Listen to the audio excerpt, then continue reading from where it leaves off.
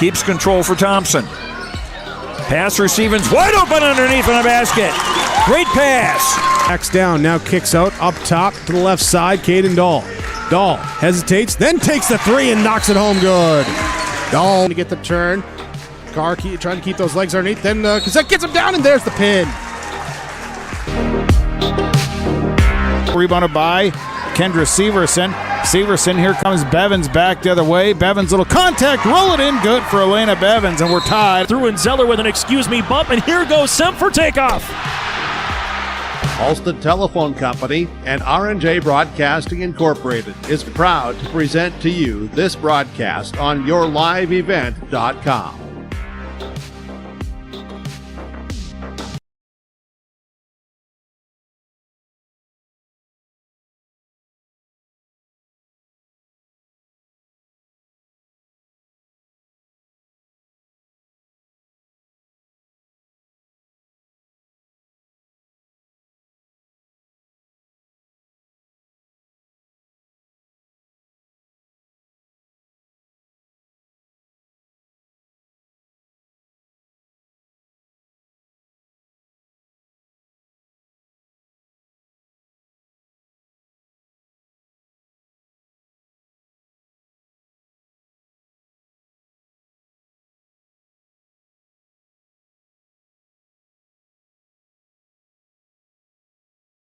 For 20 years, 702 Communications has been connecting people and businesses to the world through internet, telephone, and TV.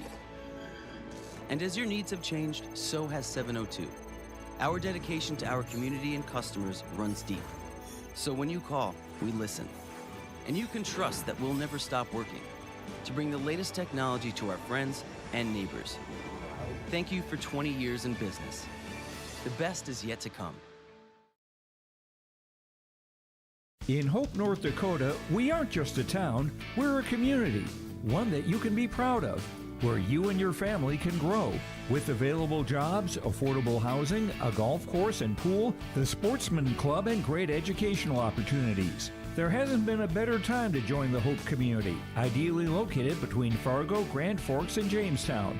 For more information, go to www.hopend.com. Live, work, and play in Hope, North Dakota. If you want help from a firm that has integrity and respect, strives for excellence, and is interested in the betterment of the community, look no farther than Onstead Twitchell Attorneys. Our team of attorneys has dedicated and talented professionals who are committed to improving the lives of their clients and providing custom legal solutions with integrity and excellence. We have offices in West Fargo, Hillsborough, Maddox, Page, and Castleton. Or visit our website, www.onsteadlaw.com.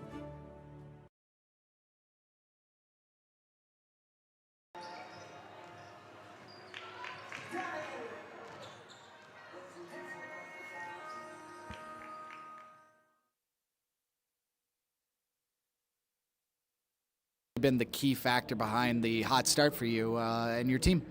I think we got a group of kids that just have really bought in, and they want to be really good, and they're willing to put the work in that requires. And I just think we've had such a good vibe about the team so far, and a good atmosphere, good culture, and that's something we've really talked a lot about trying to build. And I think they're really bought in on that, and they're the reason why that's happening. We play our best basketball when we're kind of sharing the ball and everybody's touching it, and more times than not that's happened so far this year on the offensive end, so that's been a good thing. And defensively, we really tried to impress upon them the importance of playing defense and how that can keep you in games all the time, and they've we're still maybe a work in progress on that a little bit, our consistency with our defense, but we've been playing it well enough to be able to, give ourselves chances to win and maybe create a little separation in some games. So, chances to win is probably the key to this. You're not blowing out teams by 30 or 40, but you're not, losing or winning by just a few points here and there. You're doing it consistently, 8 to 10 points. You talked about the team and the culture. We know there's one girl that we're going to be talking about quite a bit, but before we get into Jordan or Jaden and what she's been able to do, talk a little bit about your team, because it is a really good team. 1 through, you run about 7-8 players out there. Yeah, no, we are. Understandably so. People like to talk about Jaden, and there's a lot to talk about. She's a terrific player, terrific kid, and she's played really well so far this season. But we definitely, as I like to say, we're not one-dimensional by any means. We have some really talented perimeter players. We have some kids who can really shoot the ball. We have some good athleticism. And, there's several weapons on the floor that we can have play together and do some things and help make each other better. And then we have somebody like Jordan Christofferson who can do a little bit of a lot of things. She's 5'11". She can go inside and bang around and be physical, but she can also be on the perimeter and hit three-pointers and get to the rim. And so, we have a lot of kids that can do some really good things. And we have pieces that kind of complement Jaden's game really well. And that's been a huge part of it, is they just seem to fit together really well. I'd be remiss. I did notice with the Donnellys, specifically, those two girls have been on fire from outside this year, hitting combined 33% of their three-pointers, and they like to hoist them. They average about 10 a game combined. But that's got to be a part of the offense that really allows for everybody else to flow around freely and keeps the middle open for Jaden, wouldn't you say? Yeah, you're absolutely right there. I mean, it's been for quite a while now. That three-point shot's become a huge part of the game, and we're no different with that. One, Jaden creates open threes for us, and two, us knocking down threes creates space for her. So they kind of play off of one another, and we have some kids who the three-point shot is part of their game. And Lakin and Lilia have definitely taken advantage of that. And, while they're sisters and they certainly have a lot of similarities to each other, they each kind of have their own game too. And so the big key with them always is just being who they are and playing within themselves. And when they do that, they're both very, very good players. Okay, we buried the lead enough. Let's talk a little bit about Jaden Haley and just her game.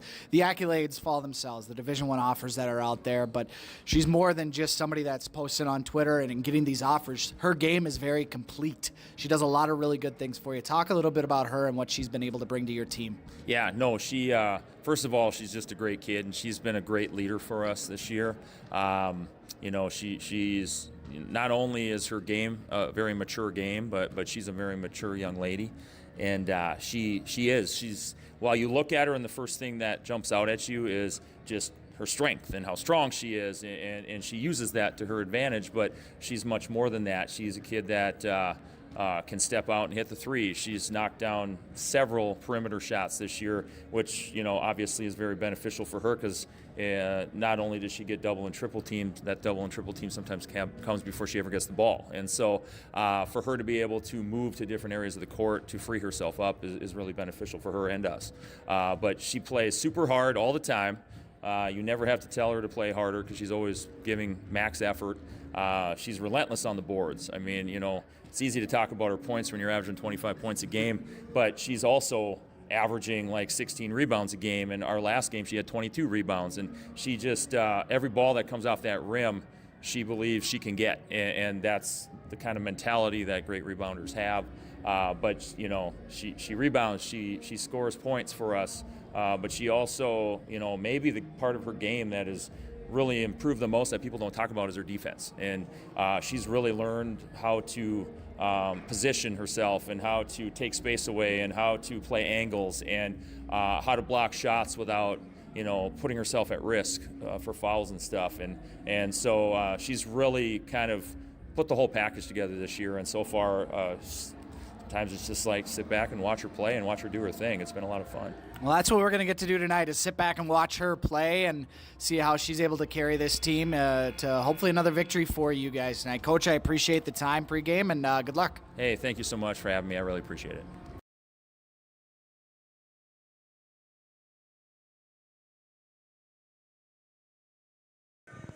All right, thank you to the head coach of the Horace Hawks, Brent Hintz, in his first season at the helm. We'll take a break here on the pregame show. When we come back, we will have a chance to talk with Beth Maher, the head coach of the Shanley Deacons. You're watching North Dakota High School girls basketball on your live event.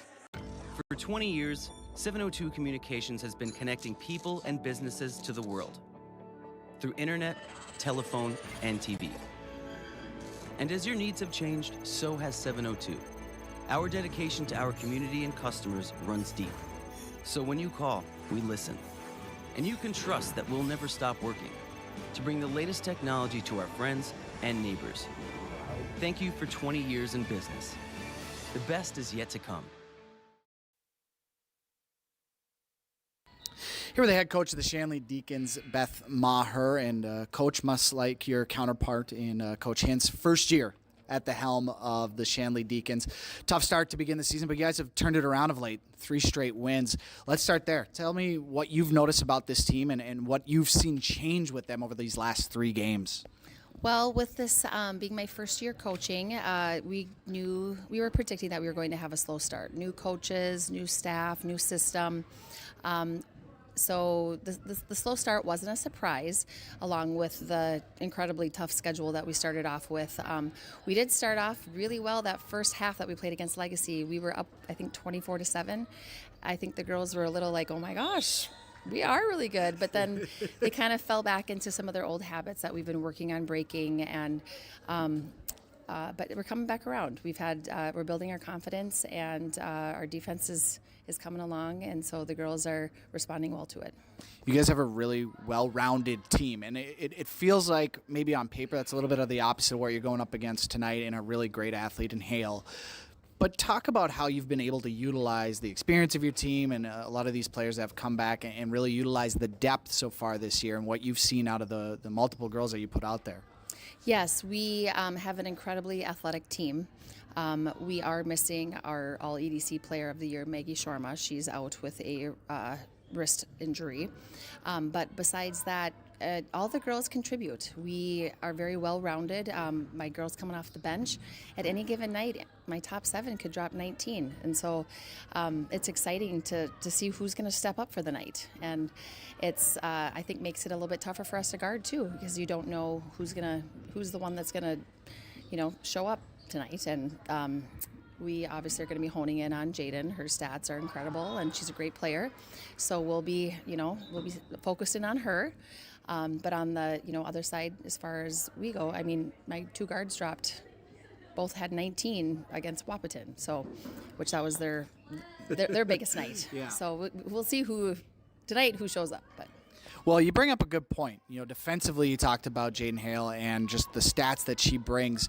In your experience, when you go up against a player that carries so much gravity, so to speak, is your strategy more to be, we're going to shut everybody down because we know she's going to get hers, or is it more we have to shut her down and show out that everybody else can actually pick up and get a victory for this team? Well, just in general, our philosophy for our team and just as a coach has been honing in on our defense, and that besides Legacy and Mandan, we've held all of our opponents under 50 points.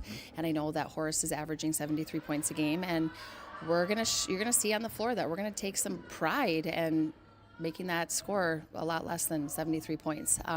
But yeah, we're gonna be focusing in on Jaden, of course. I mean, I think she's shooting 62% also. But I've also told the girls too that they're incredible players. So if they make their shots, they're going to, and that's okay. We're just gonna get back and try again. So.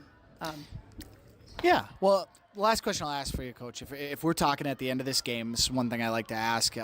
What is it that you would have felt your team accomplished in order to get the victory at the end of this one? Well, like I said, we are taking a lot of pride in our defense, and our defense is gelling. We're playing very well as a team together. What's going to need to happen is we are going to need to offensively show up, and that is something that we have been working on. Again, we are putting in new systems and new rules, and things are different. The girls have some bad habits that I'm trying to break, and so some nights they respond well to that, and some nights it's, oh crud, we got to remember. Okay, this is what Coach wants me to do.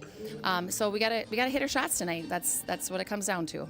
Well, it should be a fun one, Coach. Appreciate your time in this pregame, and good luck tonight. Thank you. Thanks so much.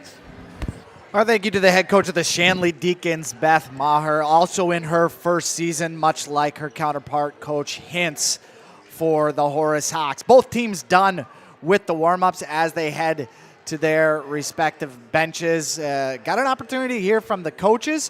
When we come back, we will give you a little bit more insight into how these seasons have gone so far for the Hawks and the Deacons, and get you the starting lineups and tip-off from the Horace Gymnasium. You're watching North Dakota High School basketball on your live event.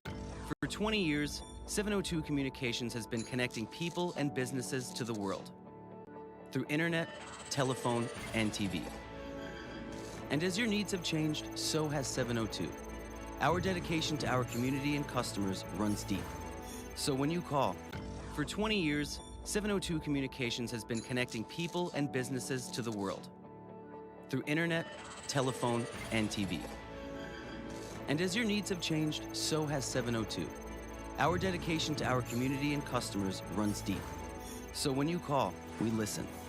And you can trust that we'll never stop working to bring the latest technology to our friends and neighbors. Thank you for 20 years in business. The best is yet to come. In Hope, North Dakota, we aren't just a town, we're a community, one that you can be proud of, where you and your family can grow. With available jobs, affordable housing, a golf course and pool, the Sportsman Club, and great educational opportunities. There hasn't been a better time to join the Hope community, ideally located between Fargo, Grand Forks, and Jamestown. For more information, go to www.hopend.com. Live, work, and play in Hope, North Dakota. If you want help from a firm that has integrity and respect, strives for excellence, and is interested in the betterment of the community, look no farther than Onstead Twitchell Attorneys. Our team of attorneys has dedicated and talented professionals who are committed to improving the lives of their clients and providing custom legal solutions with integrity and excellence. We have offices in West Fargo, Hillsborough, Maddox, Page, and Castleton. Or visit our website, www.onsteadlaw.com.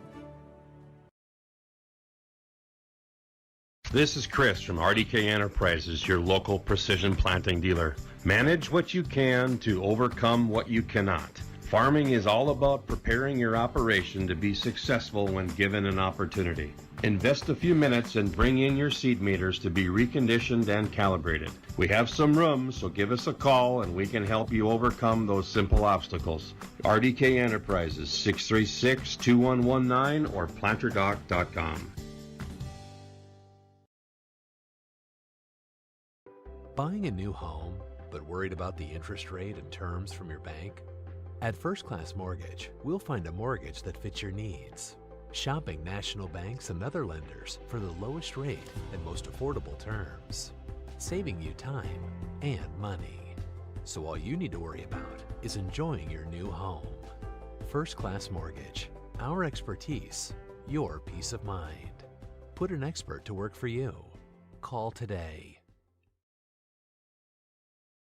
Hi, we're Jim and Bernie Berkemeyer, and we're inviting you on a holiday vacations tour. Join us on an Alaska and Glacier Bay cruise July 23rd to August 4th. We'll discover the cities of Anchorage and Fairbanks and enjoy a guided tour in Denali National Park. We'll also relax on a wonderful 4-night cruise including Glacier Bay National Park. Visit holidayvacations.com, keyword RJ for more information and to watch a travel show, or call 888-557-1020 for a free brochure.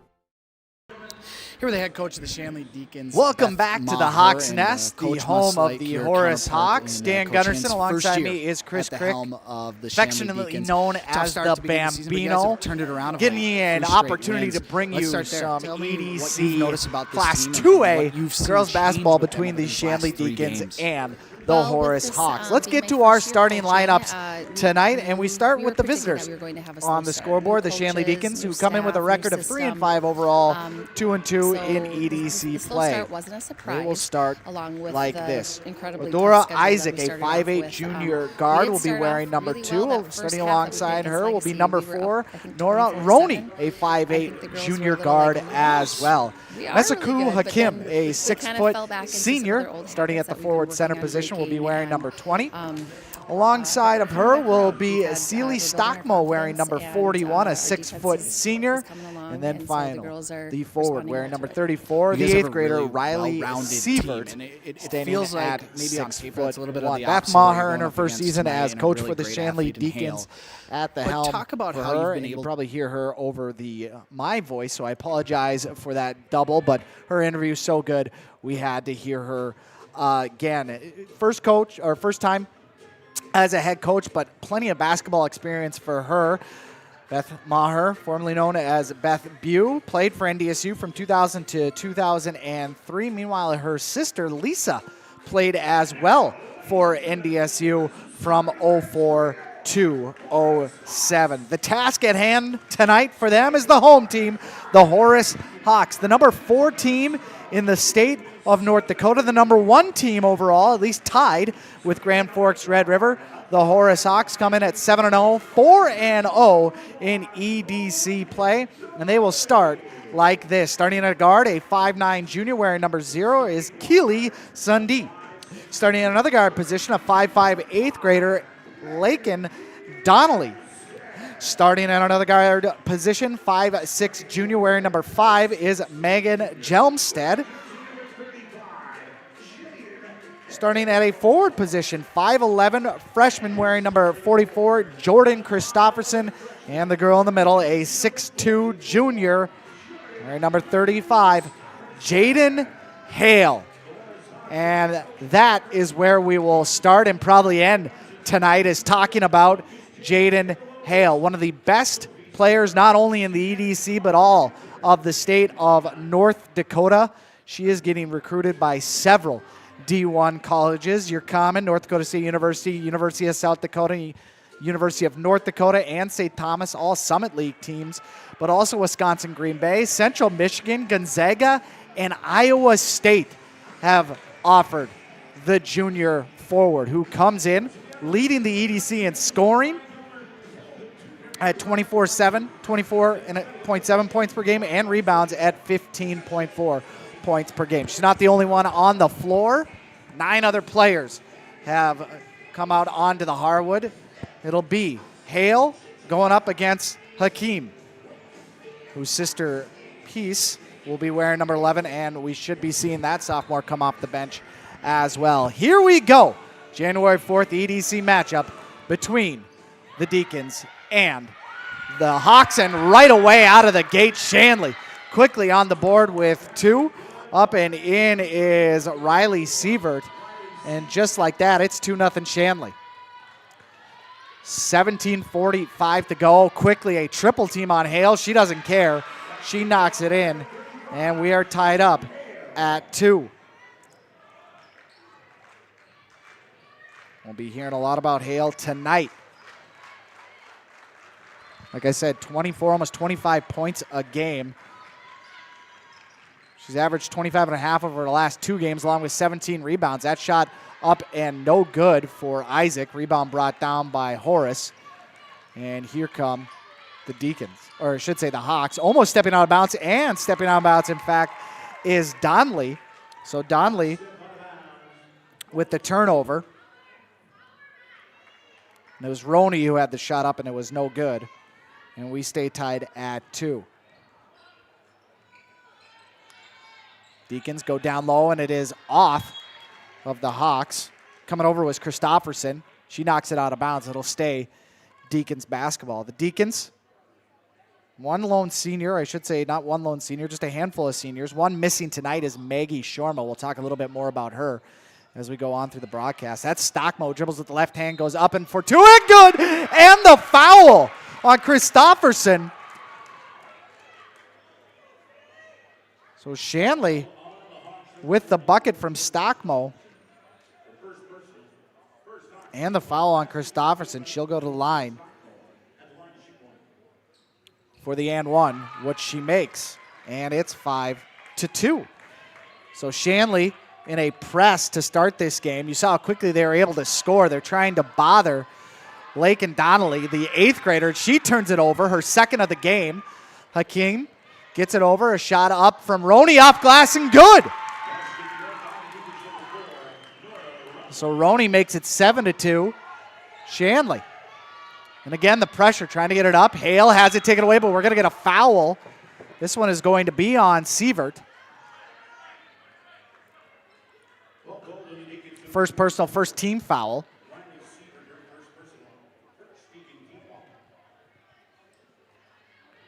Donnelly, who we'll hear from her sister as well in Lilia, behind the back dribble.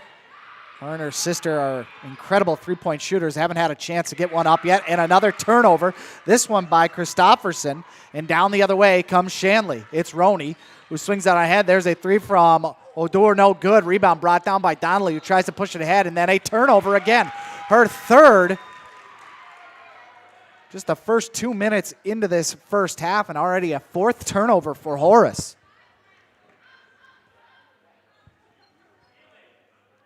Odor Isaac, 19 points and 7 steals in Shanley's last game against Wahpeton. A victory for them as they go down low to Hakim, and we're going to get a foul down low.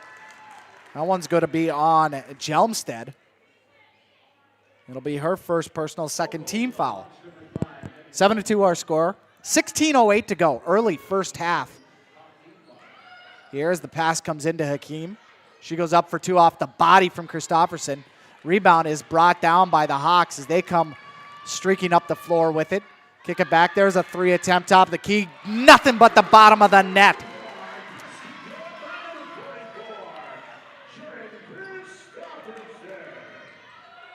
Christofferson knocking that one down for three as the Deacons go inside. That one is knocked out of bounds. It'll stay Horace ball as the shot was up and no good from Sievert.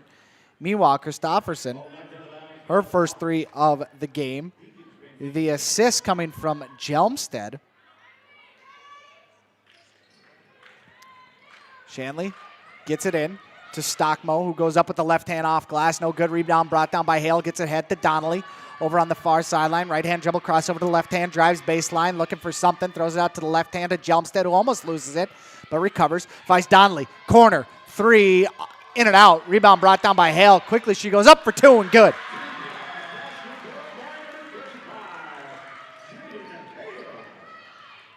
So Jaden Hale makes it 7-7. Horace ties things up, and a turnover there from Stockmo.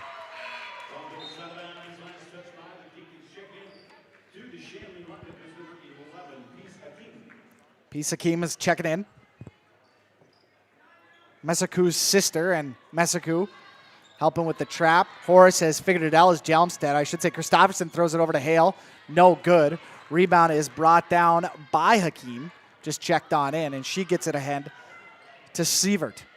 She goes down low, and this one knocked out of play by Christofferson, who was streaking across to cut off a pass to Isaac. It'll stay Deacons basketball. And we're going to get a timeout from Coach Maher. The first of the first half for the Deacons will break as well. 7-7 your score with 14:48 to go in the first half. You're watching North Dakota High School basketball on your live event. R&J Broadcasting Incorporated is hiring a full-time play-by-play sports announcer and broadcast sales representative. Duties include selling advertising time for radio, digital, video streaming, and regional cable TV. Play-by-play responsibilities include live play-by-play of local sporting events for radio, video streaming, and regional cable TV broadcasts. Wage plus talent and commission pay structure with full-time benefits package offered. For more information or to apply, email apply@rjbroadcasting.com. That's apply@rjbroadcasting.com.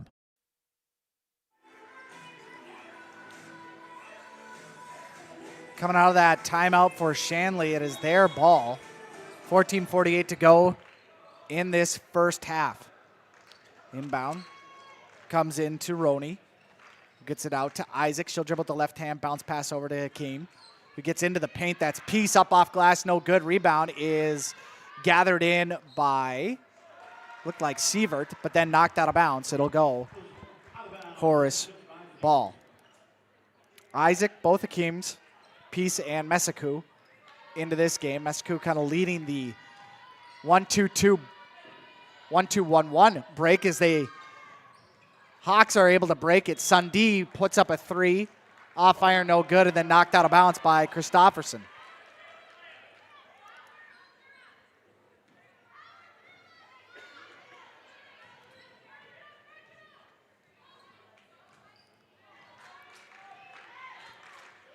Shanley brings it in, goes down low to Isaac.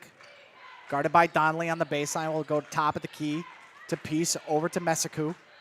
Looking for a cutter, can't get it. Gets it down to Peace though. Left-hand dribble, step through, up and in. Peace Akeem for two, and she makes it 9-9. 9-7, I should say. Shanley, Sundee into the paint, goes down to Jalmstead, goes to Hale, goes up. No, but she was fouled on the way up by Messiku Hakeem, and that'll be her first personal foul, second team foul for the Deacons. And to the line to shoot two will be Jaden Hale. Jaden Hale already with 4 points, looking to add to that total. Off iron, no good. Well, we told you about the points and the rebounds. She leads the EDC. And how about offensive rebounds? 6.3 a game. And field goal percentage, 63, almost 64%. Hale is knocking shots down at an incredible clip. Helps when you stand at 6'2", and all your shots are coming basically at point-blank range. Unable to connect on either free throw there, and the rebound brought down by Messiku. Shanley retains a 9-7 lead as they swing it around, top of the key, over to the corner. Now, Sievert with it, trying to dribble out of trouble. She picks it up, tries to get it to a cutter, misses the cutter, but finds an open Nora Roney, who knocks it down for two, and Roney's got 4.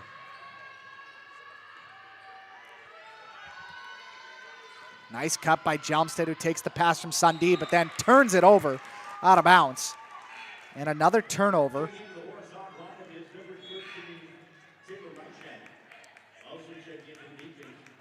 On Horace, their 6th turnover of the first half. Shanley now is going to have to break their own press as Horace puts a little bit of pressure on the Deacons. They are not able to get it over half court, or at least they did, but not into their own hands as Keely Sundee comes away with the turnover. Goes down low to Christofferson, shot up no good as Messiku comes down with it, and then we're going to get a foul on Hale.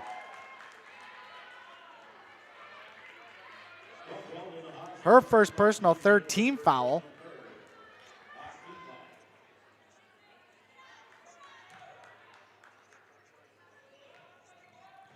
And Shanley will try to break the press, and they do. They get it across the timeline. This one, Megan Dietz, who has to pick up her dribble. Now they go to the top of the key. It's Molly Flattery, 2 new players who have checked in for Shanley. Flattery shot up, and no good. Rebound is brought down by Sundee. She's been pretty active so far early on in this first half. She dribbles into the paint, gives it off to Christofferson, who tries to step through. Shot up, no good, but a foul, and 2 coming.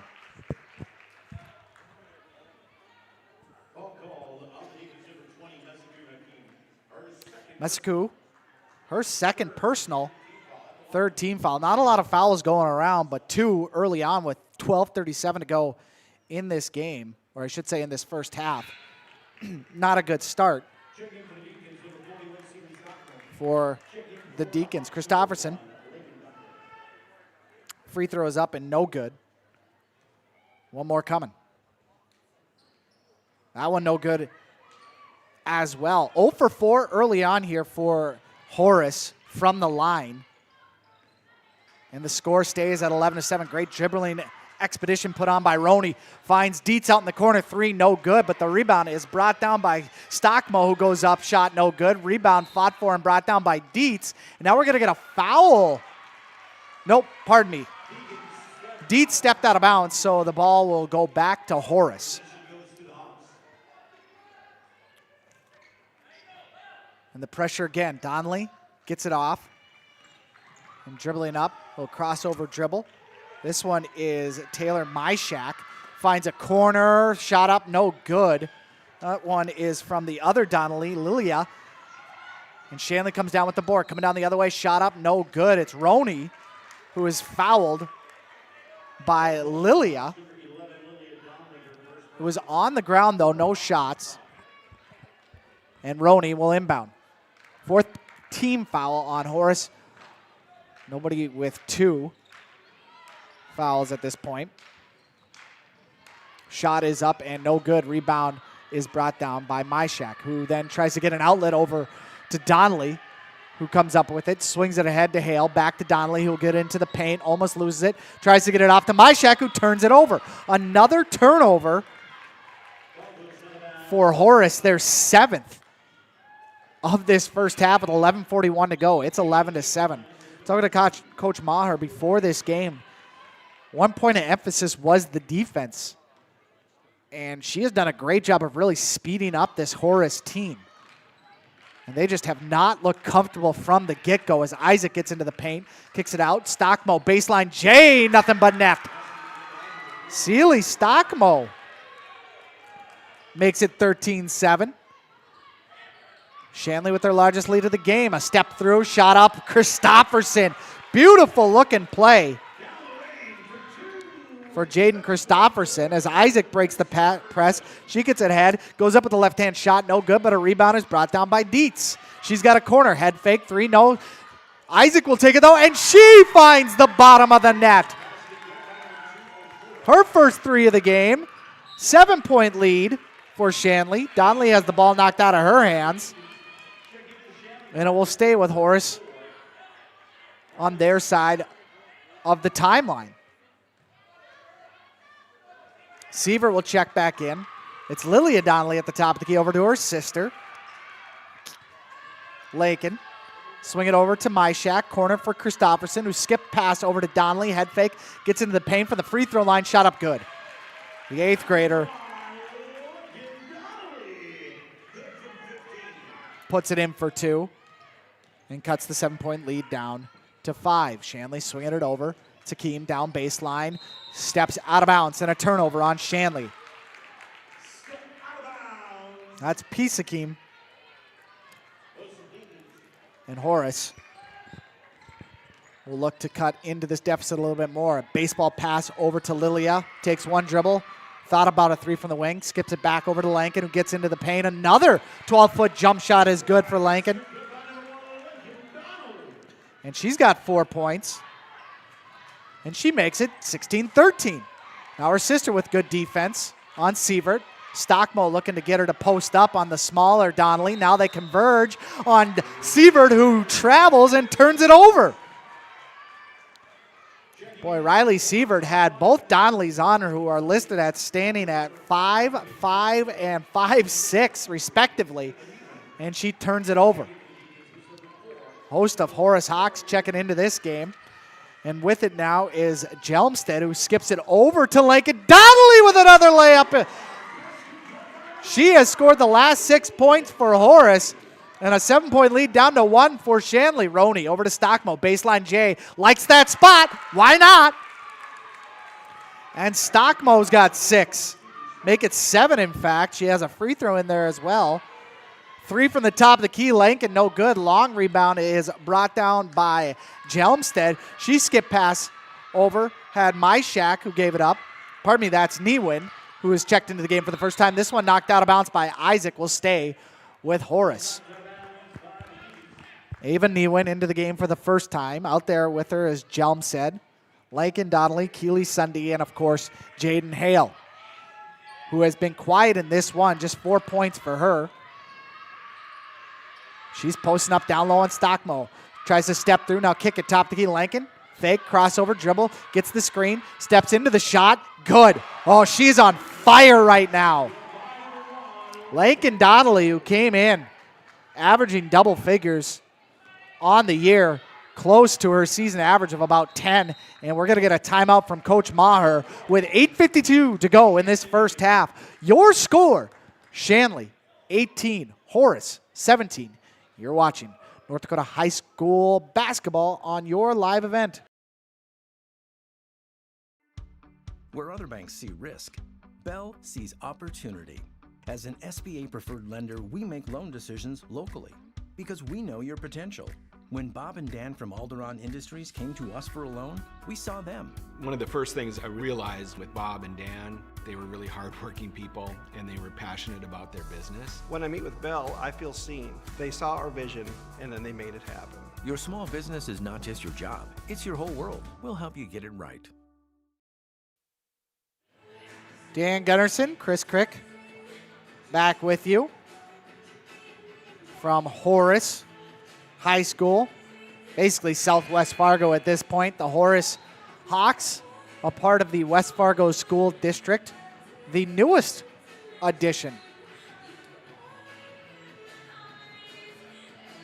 to the West Fargo School District. And the girls basketball team has been a joy to watch this season, 7-0 coming in to tonight's contest. All their victories, as we had talked about in the pregame, 120-point win in there. They destroyed Fargo South 90-37, but the last few games have been relatively close as they've been challenged. Shanley definitely challenged them tonight as a Kim. That's P. She misses it, but Roney, after the offensive board, gets it, drives, Sievert, three, no good, long rebound, Stockmo saves it, and to the hands of Donnelly. And here comes Horace. It's Donnelly up the baseline, the near side, dribbles back out to the corner looking for Hale. We'll kick it back out, skip it over to Sundee, three-corner, no. Rebound brought down by Roney. Here come the Deacons, skip it ahead into the hands of Sievert. Nice little runner up and in for Riley Sievert, her second bucket of the game, and it's back to a three-point lead for the Deacons. Winners of three straight. Shanley, they've won their last three games by an average of 18 points. So don't let the 3-5 overall record deceive you. As there's a corner, Newan, she passes it up. We'll skip it over to Jelmstead, to Hale, corner, to Sundee, who walks with it, and another turnover for the Hawks.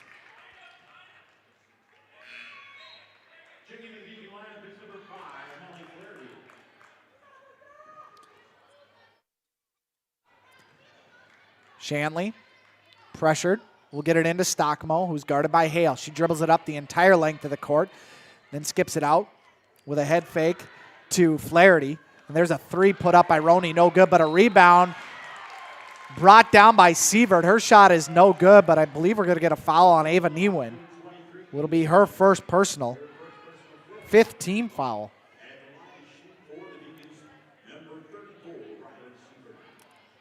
On the Hawks, as Sievert will go to the line to shoot two.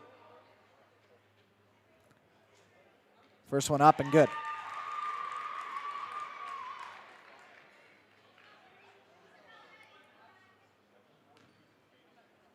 Another one coming for Riley. And this one is in and out. But a rebound brought down by Pisakim, who can't get the putback to go, but Sievert does. And Sievert now has 6 points. 7 on the game. And it's 23-17. Shot up is no good. Rebound. Tried to be saved from going out of bounds by Jelmstead, but she steps on the line. And it will go Shanley's way. 7:29 to go, first half. Mesaku checks in for her sister. And she'll inbound the ball.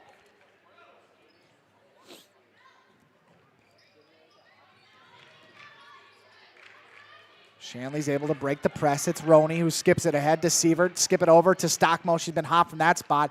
She gives it over. Shot up is no good from Flaherty. And a rebound brought down by Hale. She'll dribble up with the left hand, then pick her dribble up well on the backcourt. Give it over to Sundee. Sundee will skip it over to Donnelly. Donnelly got the dribble down before she traveled. Crossover. Skip it over to Newin. To Sundee. Thought about it at the top of the key. Will instead try to dribble past Flaherty, who fouls her on the attempted drive. Only the third team foul on, I should say fourth team foul on Shanley, as Newin and Hale will take a seat. Myshak has checked into the game, along with Christofferson, as Myshak will receive the inbound pass. Donnelly trying to skip it over to Sundee. Little 2-3 zone shown here by Shanley has really caused fits for Horace. Can't get anything going from the outside. Those corners are open. Christopherson almost traveled with it. Donnelly with 12 on the shot clock. Gets it over. Myshak 3, not even close. Rebound brought down by Sievert, who will get it across the timeline. 4-on-4 basketball right now as Christopherson, who hit the deck, gets back into the play. Stockmo from the left wing will try to go down low to Sievert, who is pushed in the back by Sundee. Her first personal, but a 7th team foul will mean that Shanley should be going to the line for 1-on-1.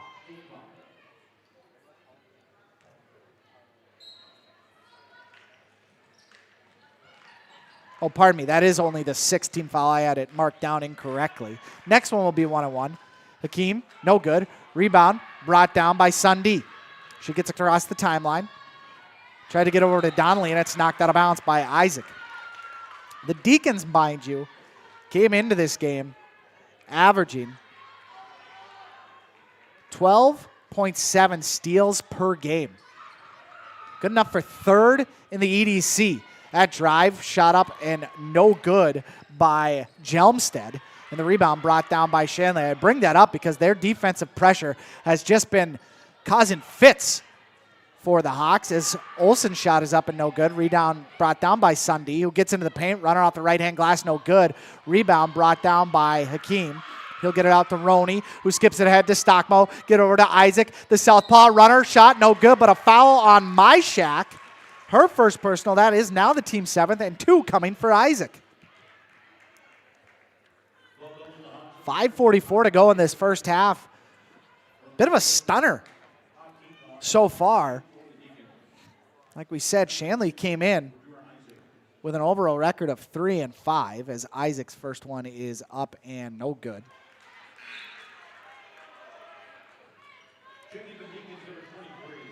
Shanley lost to Bismarck Legacy and Mandan on back-to-back nights. Follow that up with a loss to Bismarck St. Mary, Fargo North, and Fargo Davies. But the last 3 games against West Fargo High, Fargo South, and Wahpeton have been nothing but victories. As Olsen puts that next one in, it's back to a 7-point advantage for the Deacons, their largest of the night. Donnelly behind the back. Great handle for the young 8th grader, but she just cannot find her shot as Hale skips it over to her. She's not afraid to hunt for it, though, as it's off runner in. No good. Rebound by Stockmo, who almost traveled. Tried to get it out. It was knocked out of her hands by Christopherson, but picked up by Shanley. It's Roney who will take it out. Closer to the timeline, now bringing it into the top of the key. Left wing trying to go down low to Stockmo. Stockmo tries to dribble through the double team. Does. Up. No good. Hung on the back of the iron for so long before it fell down into the hands of Christopherson. Donnelly, one-hand pass up to Myshak, who almost loses the ball. Retains possession. Donnelly skip pass over to her sister, who brings it back out. Now to the top of the key. Myshak will get it, but not before Olsen commits the foul. Her first personal and 5th team on Shanley.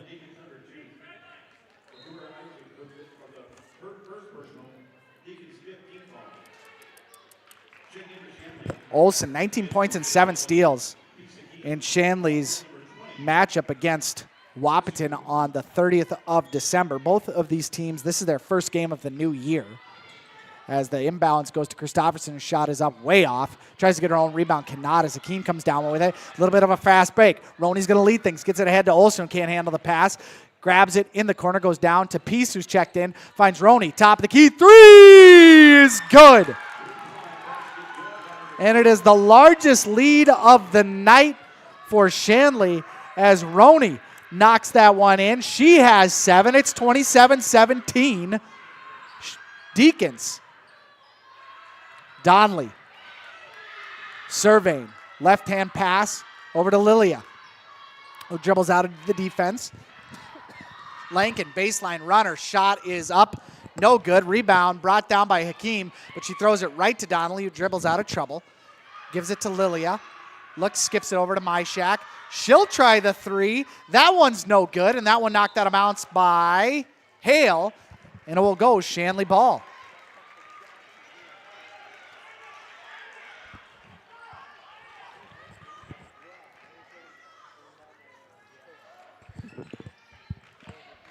Shanley trying to break the full court press of Horace.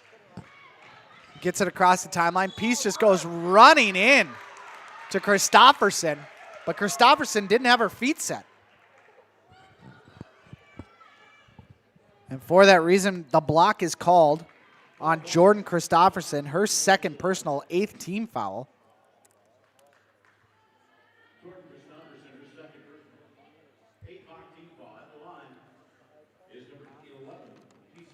Peace Hakeem to the line to shoot 2. First one up, no good.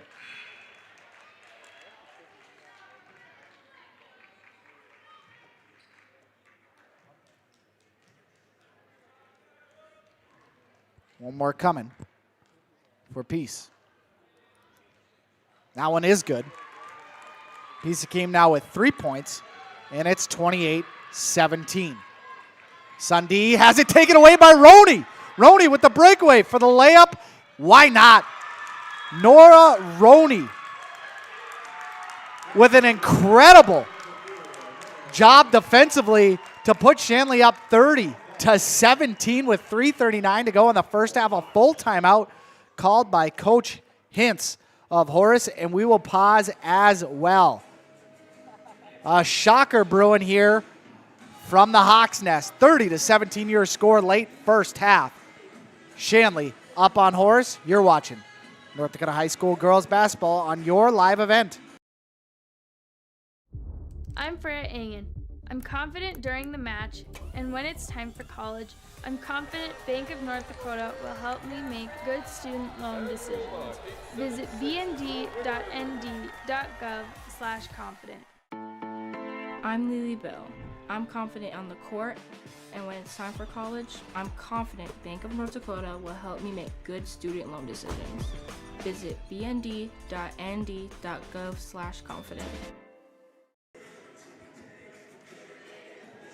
Dan Gutterson back with you, along with Chris Crick, the Bambino, getting an opportunity to bring you this game. 30-17 is our score. Want to make sure that you stay tuned with us for our halftime show, which is brought to you by First Class Mortgage. We'll have a chance to discuss what has been a pretty resounding game from the Shanley Deacons from the get-go. They took the tip and brought it into the hoop to grab an early 2-0 lead, and they haven't really relinquished anything since then, as Donnelly's corner three is up and no good, and a rebound is brought down by Hakeem.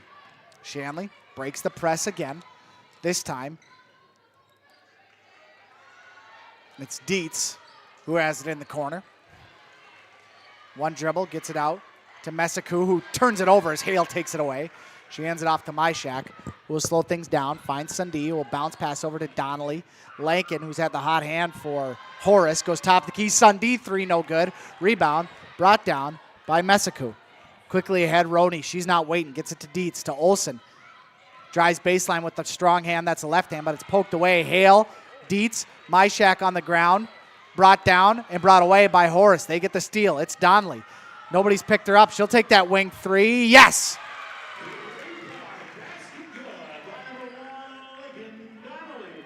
So Donnelly now with 11 to lead her squad in scoring and cuts the lead down to 10. Down low to Dietz on the baseline, goes up. She's double teamed, no good. Rebound brought down by Donnelly. She skips it ahead to her sister.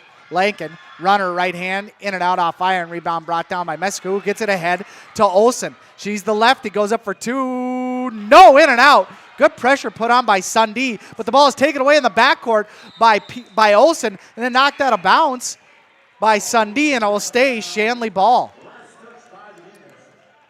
Shanley has made this a track meet, and I don't really think that Horace was prepared for this type of pace.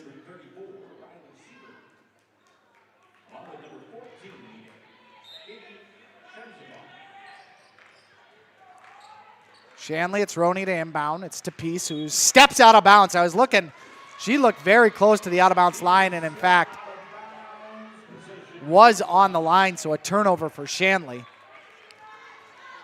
Gives the ball back to the Hawks. Lankin.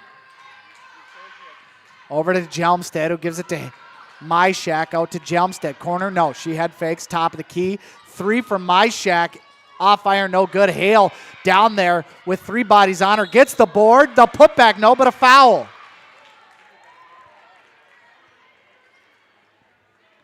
So she'll go to line to shoot 2.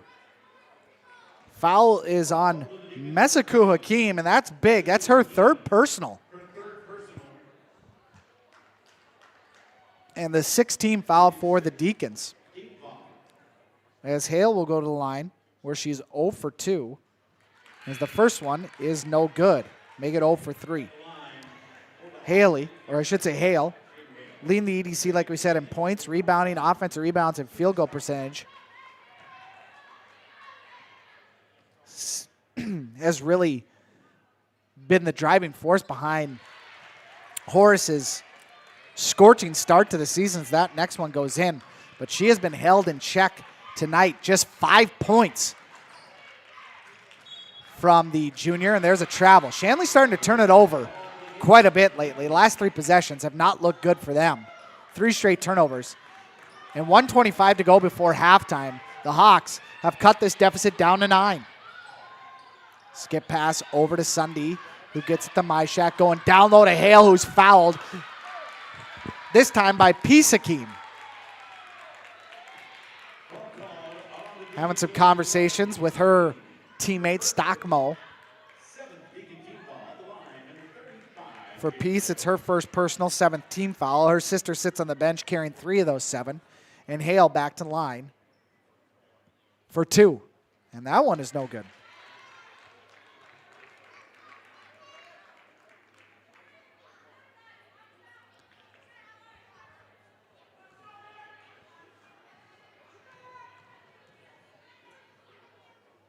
Second one is up.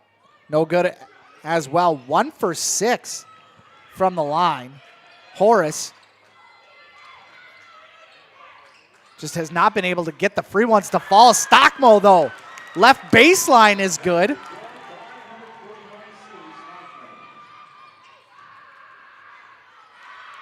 And a turnover for Horace. Nope, pardon me. That one knocked out of bounds by Shanley.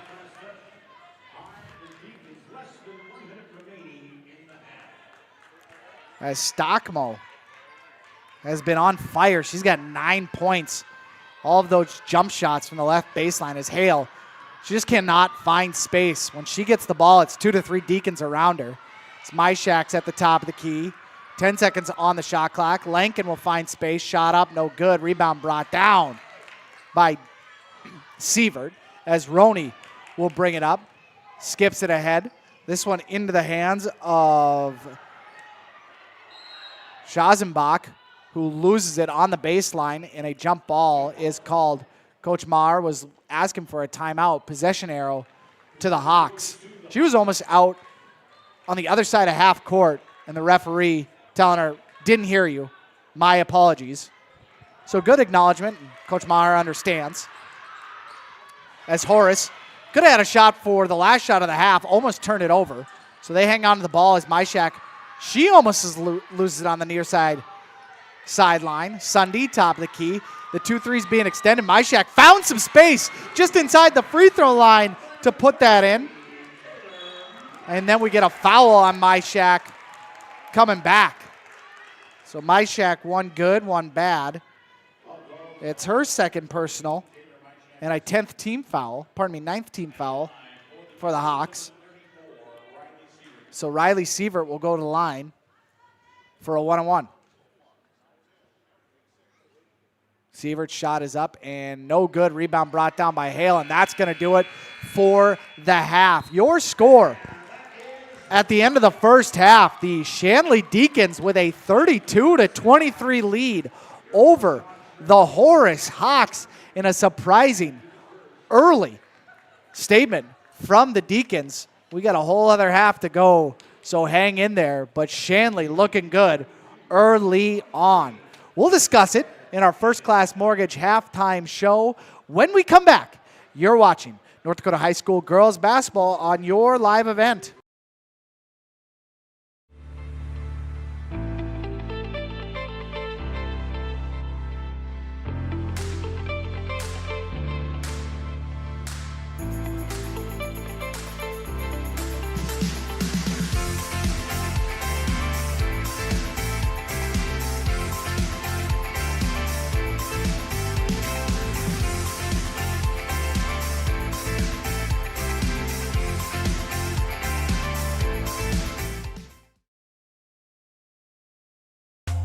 Welcome to the Empire. We have open gym times and 2 full courts with 6 basketball hoops. Court rentals are available. You can even host your own tournaments. Memberships are available. The Emperor's Club.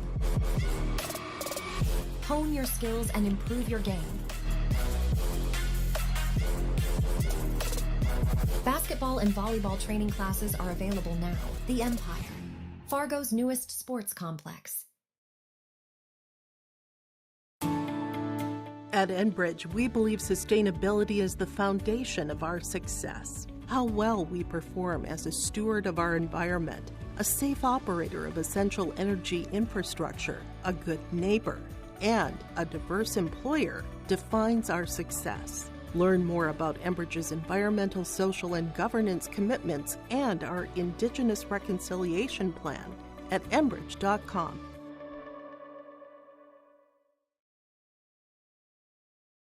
For a top-notch car wash experience, head to Fast Lane Car Wash, situated next to the Petro Stopping Center in Fargo. They treat every vehicle with the same respect and care as their own, ensuring that your car is in good hands from pre-wash preparation to hand-dry finish. Check out the Fast Lane Car Wash on the west side of the Petro Stopping Center in Fargo and spruce up your ride with interior detailing, buff, and wax at the Fast Lane with Thomas, weekdays from 9 to 2. Call 701-799-8226 to schedule an appointment. A game without a crowd is just a scrimmage. A performance without an audience is just a rehearsal.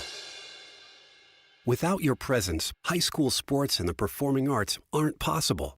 Ensure that these essential extracurricular activities continue to enrich the lives of students in North Dakota. Purchase a ticket to your local high school's game or performance. This message presented by the NDHSAA and the North Dakota Interscholastic Athletic Administrators Association.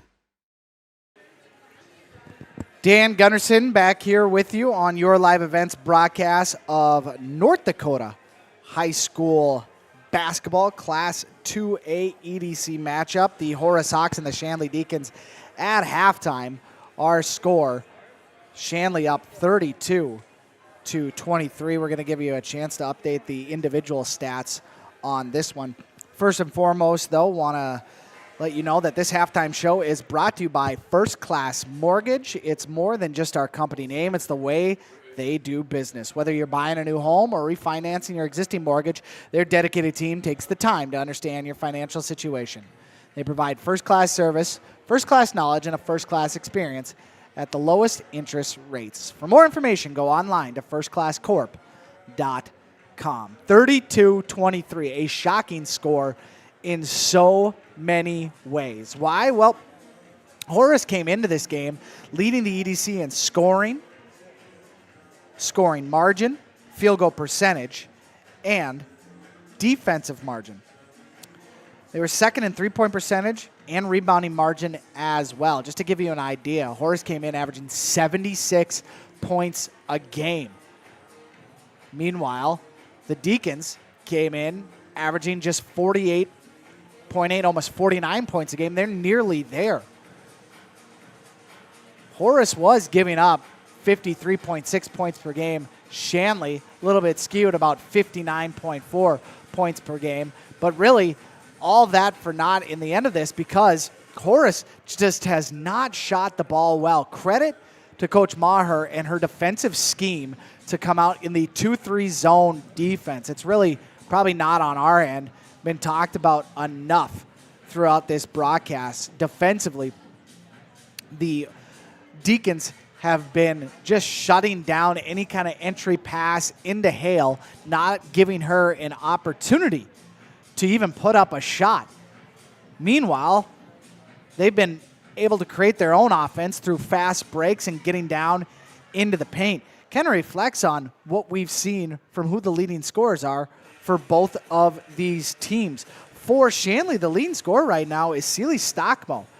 She came in averaging about 2.1 assists per game.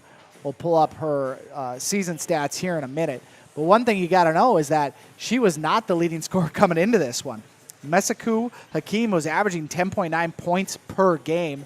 Meanwhile, Celie Stockmo came in averaging 8. She's gone over that with 9 points so far in this first half. How about for Mesaku?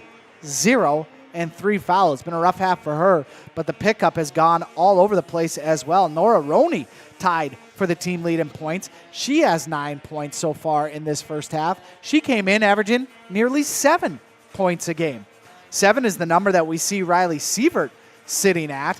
Riley, she came in averaging just 6 points a game. So you're seeing where the contributions are being picked up, while Mesaku, coming in averaging nearly 11, has been held without a bucket. Meanwhile, Adora Isaac, who had 19 points in the December 30th game against Wahpeton, she has 4 points, and Peace Hakeem has added 3 of her own. On the other side of things, the Horace Hawks, it has been a struggle offensively for this team. One player who put together a really nice streak about halfway through the first half, the 8th grader Lankin Donnelly, she leads the team with 11 points. Behind her are Jaden Hale and Jordan Christofferson with 5 each, and 2 points from Taylor Myshak. But kind of underscores the struggle that this team has had. They really rely on Jordan Hale to be able to get her buckets, coming in averaging nearly 25 points a game. Lankin coming in averaging about 15 points a game. Keely Sundee, who came in as the third leading scorer for this team at 10.4 points a game. Another scoreless effort from her. Another issue for Horace has been the free throw line. Right now they are 1 of 8 from the free throw line. A far cry from their 61% team percentage from the stripe during the season. Overall, it has just been a tough go of it offensively for the Horace Hawks. However, if you are Horace, there's one thing that you can take solace in. It's the second half is coming. And as our notes say, Shanley in the second half, it has been a struggle. We'll tell you more about that and give you some keys to the second half when we come back here on the First Class Mortgage Halftime Show. You're watching North Dakota High School girls basketball on your live event. Hungry and on the road, Petro Stopping Center in Fargo has got your back with an impressive lineup of goodies including Popeye's Chicken, Charlie's Cheesesteaks, Cinnabon, Papa John's, and a mouth-watering full-sized restaurant, the Dolly Down Grill. You'll be spoiled for choice. Whether you're a quick pit stopper or looking to settle in for a while, Petro Stopping Center's Fargo location has got you covered 24/7 every day of the week. Cruise on over to their spot just off 45th Street and I-94 and indulge in a feast fit for the road warrior in you. Keep your job site stocked with reliable service from Prairie Supply Inc., the contractor's headquarters. Our team specializes in everything concrete. That means hand tools and equipment, rebar of all shapes and sizes, concrete forming packages and ICFs, decorative concrete materials like color, stain, sealers, and coatings. And let's not forget our impressive fleet of winter construction equipment to keep the concrete flowing all year round. If you've got concrete questions, we've got concrete answers at Prairie Supply Inc., the contractor's headquarters. Visit us today at any of our 6 locations. Back here on the First Class Mortgage Halftime Show, Dan Gunnarsson, Chris Crick with you here from the Hawks Nest, the home of the Horace Hawks, Horace High School. This varsity program, great start to the year so far, 7-0. With the second half upcoming, it has to be mentioned that Shanley is definitely not a second half team. So far this year, they've outscored opponents in the first half by 19 points, though when things change over, when we get into the second half of action, they're being outscored by 66 points in the second half. And if Horace is looking to expand that margin, they're going to have to find different ways to get Hale the ball. She's the key to this offense. It's not even so much shots up, it's touches. Because when she gets a touch, the conversion happens. 2, sometimes 3 Deacons come down upon her. They really need to be able to try and get her the ball so she can find open shooters on the wings. For Shanley, a little bit of same old, same old. Keep the pace at where it was in that first half, which was frantic. Scoring right away from the tip and continuing to go on from there. will do such a huge advantage for you as we get into the second half of action. Thank you so much to our halftime sponsor, First Class Mortgage, for sponsoring this halftime show. We are underway.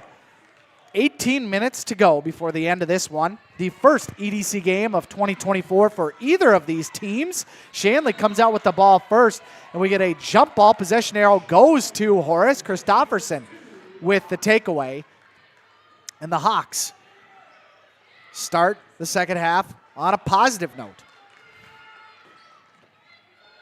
Horace moving the ball around, starting with their original starting five. Hale out of that paint area. More on the wing as they get it to Sundee. She skips it out to Donnelly, who tries to drive baseline, skip it over to Christofferson from the baseline. Shot up and no good. This one is going to be knocked out of bounds. We'll go Shanley way.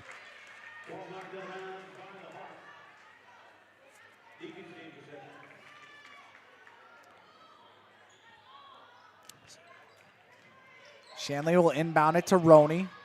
She's joined out there by Sievert, Stockmo, Olsen, and Hakeem as the shot up from Sievert is no good. Sundee comes down with it.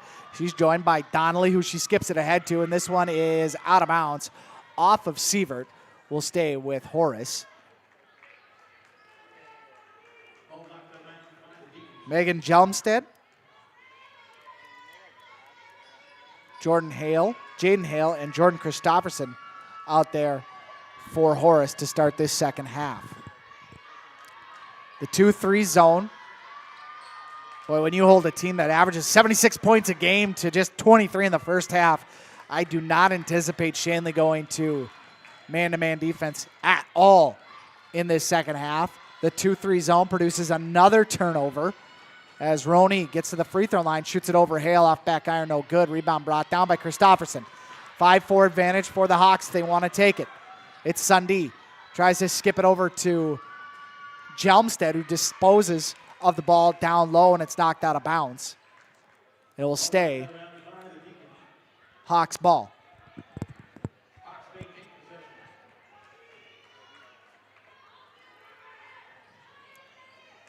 Sundee inbounds it to Jelmstead to Donnelly. She'll dribble into the paint, drives into the trees, and it's knocked out of her hands from behind by Sievert. Stockmo was there too. Skip it ahead. Into the hands of Sievert. She'll dribble around. She'll find some room. Shot up and good for Sievert. And Sievert now with 9 points. By the way, I said Hakeem is starting. It is not Mesiku, as that foul is going to be on Sievert as Sundee hits the deck. It's Peace Hakeem. Mesiku, along with being held scoreless in that first half, also had 3 personal fouls. So reason for her being on the bench is right there. The foul goes on her sister Peace. And to the line to shoot 2 will be Sundee, as the first one is up and good. She makes it a 10-point contest. Sundee's first point of the game, and a second one right after that.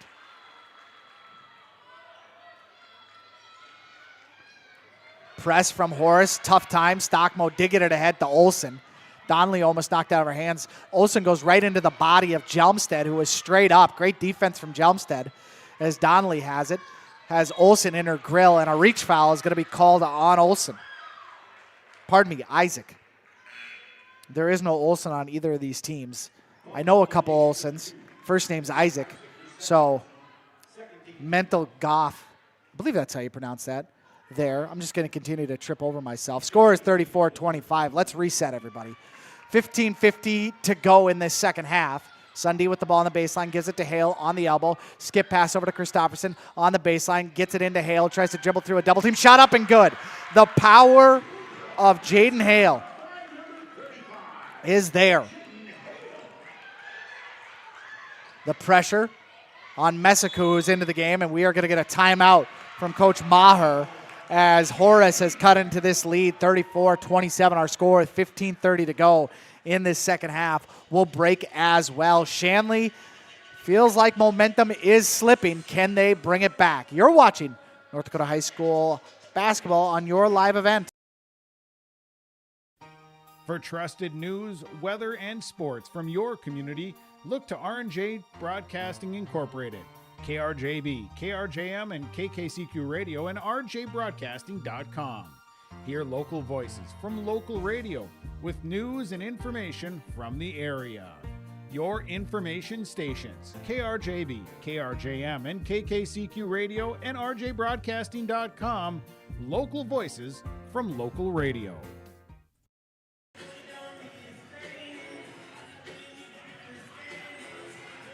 34-27 our score. Make sure to stay tuned to the postgame show brought to you by Tommy's Express Car Wash.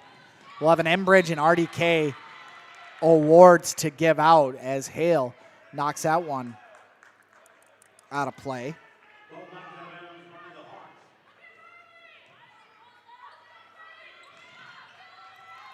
Inbound comes Hale again.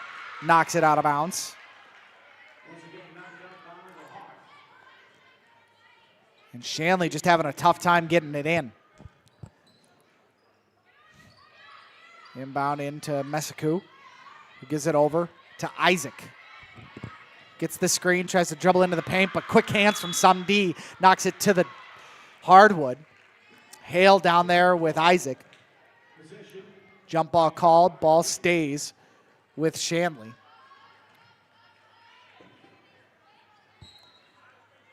Inbound coming from Roney. Gets it into Messiku. Back to Roney. Just above the free throw line. Shot up, no good. Rebound. Christopherson boxes out Hakeem. And it goes out of bounds, so it'll be Horace ball. Roney in that first half, 9 points, tied for the team lead in scoring with Stockmo, who was grabbed an early seat on the bench here in the second half for Shanley. 3 on the way from Donnelly is short. Ball bounce around. Hale getting on the ground. Another jump ball. Hale, the second one she has been a part of. Getting gritty down there to retain possessions.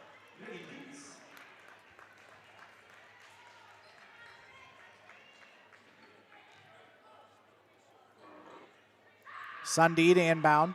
Finds Christopherson on a beautifully designed inbound play. We're going to get a foul. Let's see if it was in the air or on the ground. And it is going to be 2, so Christopherson on the shot. And the foul is on Roney. Nora Roney, just her first personal. Third team foul, I should say. And she'll go to the line to shoot 2. First one is up and no good. Christopherson in that first half had 5 points. She was 0 for 2 from the free throw line, now 0 for 3. And another one coming. That one is good. And it's a 6-point lead for the Deacons. A near turnover in the backcourt as Roney is able to get it. She passes it ahead, but we're going to get a 10-second call on Shanley.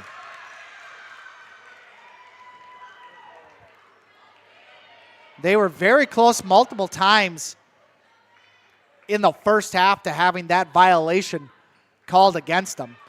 And finally on this one, it comes to fruition. The Horace defense has really turned it up a notch in this second half. A 5-2 run. They've had to scrape and claw their way back. A turnover leads to another turnover. As the Deacons give it right back, Donnelly paying attention. Messiku was not. Skip pass over to Christopherson, who gives it right back to Donnelly.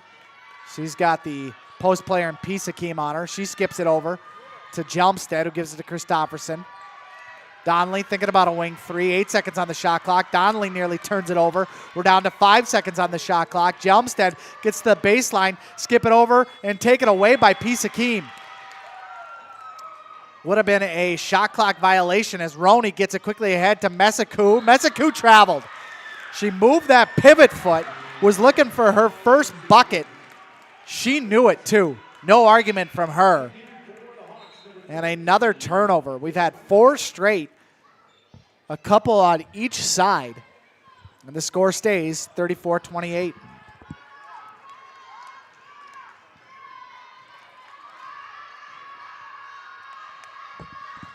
Myshak is checked in the game. She has the ball in the corner to Jelmstead. We'll skip it down to Hale. Just an ill-advised pass and another turnover. Great job by Dietz getting the steal ahead to Hakeem. And another turnover. 6 possessions, 3 by either team. 6 straight turnovers. Nobody's even put a shot on iron in the last 2 minutes. Sundee, nice cut down low. Myshak shot up. Good. No, that's Jelmstead who puts it up and in. So Jelmstead with her first 2 points of the game. And a turnover again by Shanley.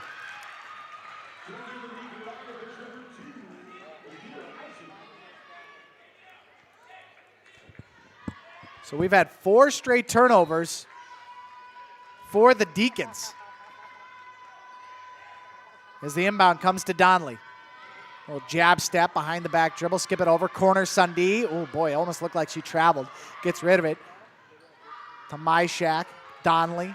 Jelmstead on her right. She'll bring it back to the left. 2-3 zone with 16 on the shot clock. 12:50 to go in the game as Sundee goes up for a shot. No, but she's bailed out. Looked like she was out of control. And the foul is on Mesaku Hakeem.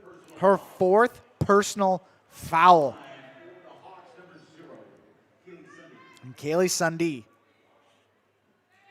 who made a couple free throws earlier, will make this one. Now 3 for 3. 12:49 to go in the game. Mesaku Hakeem came in averaging 10, nearly 11 points a game, nearly 9 rebounds a game, and 2 assists per game. Is on the bench for what we see the foreseeable future of this game with 0 points. Her sister, though, oh my word, went the length of the floor and a nice-looking left-handed layup, just couldn't finish. The bucket has been closed on the Deacons in this second half. Just 2 points in this entire second half. Myshak, meanwhile, in and out. And we're going to get a foul underneath on the rebound attempt. I believe this one is going to go on. No, it will go on Stockmo. Stockmo's first personal, 5th team foul. But a 3 from Myshak would have given Horace the lead as Donnelly has it. She thought about it as well. We'll skip it over to Sundee at the elbow to Hale. Corner, head fake for Jelmstead. She's got on the wing, picked up her dribble, skip pass to Myshak. Crossover dribble, left hand to the corner to Donnelly. She's not afraid. Crossover dribble. Does she have some area? Goes downhand, one hand to Hale. She's triple teamed. Kicks it out to Sundee with 9 on the shot clock. Sundee guard by Roney. She dribbles in with the left hand. Clear space with the right. Shot up, no good. Rebound brought down by Sievert. She's hounded. Gives it to Roney. The pressure is there. Roney almost throws it away. Sievert saves it. Gives it to Isaac. She has it knocked out of her hands. That one picked up by Hale. Timeout hints. Possession to Horace. As Coach Maher is asking, I'm not entirely sure what the beef is about. The timeout and possession goes to Horace. A 30-second timeout. We'll keep it right here. Your score 34-32. It was 32-23 at the half. And Horace on a 9-2 run has cut the deficit down to 2 at 34-32. Defense, the name of the game. Ball possessions at a premium in this one. Turnovers. Volume on them turned up to 11. Shanley having such a difficult time hanging on to the ball.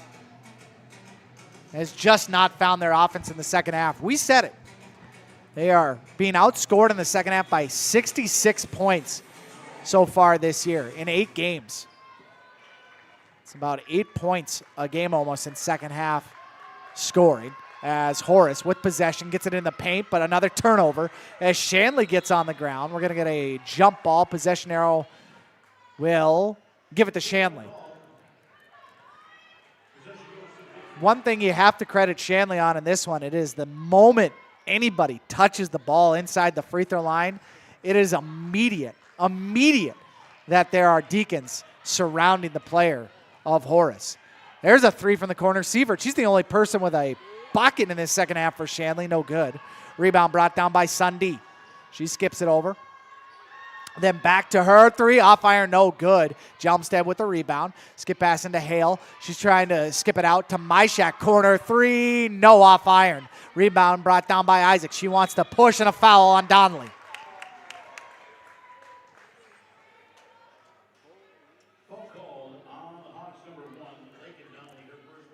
For Donnelly, her first personal and first team foul in this second half.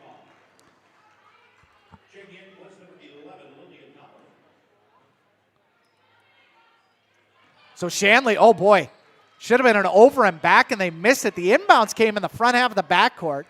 Stockmo shot up, no good. Rebound brought down by Peace Akeem, shot up, good and one! Akeem got the rebound off the miss from Stockmo.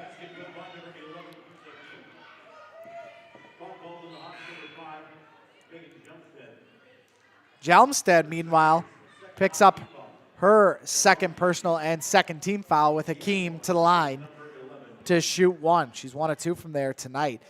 They did miss it on the inbound pass. I believe it was Roney, as this one is up off front iron. No good. Rebound brought down by Hale as both Christofferson and Sievert hit the deck. Donnelly with the ball. Myshak to Donnelly, head fake. Clears the defense from the elbow, shot up, no good. She hasn't found her shot in the second half. This one, Flaherty, she'll streak up the near sideline, almost turn it over with a travel, get it to Peace Akeem, who just runs into barreling, and a blocking foul. I believe that was Christofferson who was called for the blocking foul. Hale looking for an explanation from the referee. Christofferson, meanwhile, picks up her third personal and third team foul. 36-32 our score.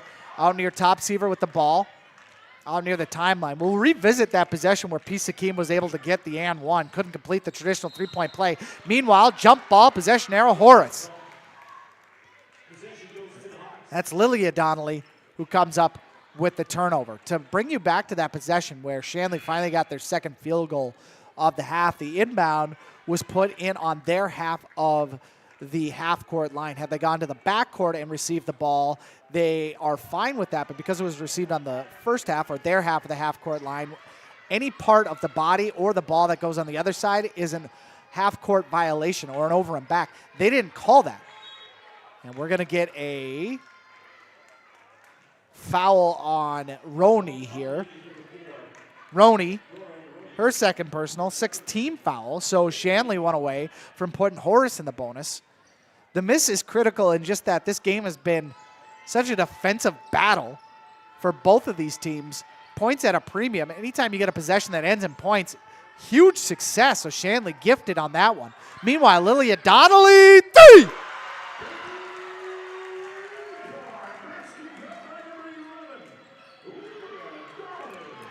So Donnelly makes it a 1-point game as Shanley breaks the press. In the corner is Roney. She's stuck. Gets it to Stockmo. Left hand shot up. No good. Rebound. Fought for. Brought down by Stockmo. Tries to go back to the right hand and is fouled. 2 shots coming. We'll see who the call is on. And it is going to be on Myshak. Her third personal. 4th team foul. To the line to shoot 2 is Stockmo. 9 points so far, make it 10. And 1 more coming. Tied with the team lead in points with Roney, who has been held scoreless in the second half, among most of everybody else on the hardwood tonight, as Celie Stockmo now 3 for 3. Baseline shot up, no good. Rebound brought down by Hale, up for 2, no, but a foul going to come down on Peace Hakeem. And for Hakeem, that's going to be her third personal and 7th team foul, 9:15 to go in the second half of this game.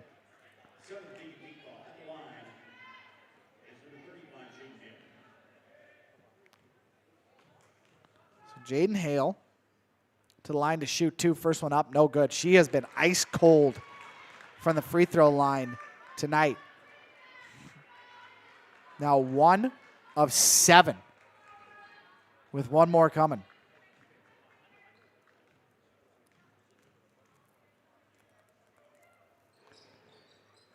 Finally, one to fall, but 25% from the line, not ideal for the EDC's top scorer. Who now just has 6 points on the game as Pisakim gets in there. Christofferson almost rips it away, but Stockmo spinning into the paint. Left hand shot up is good.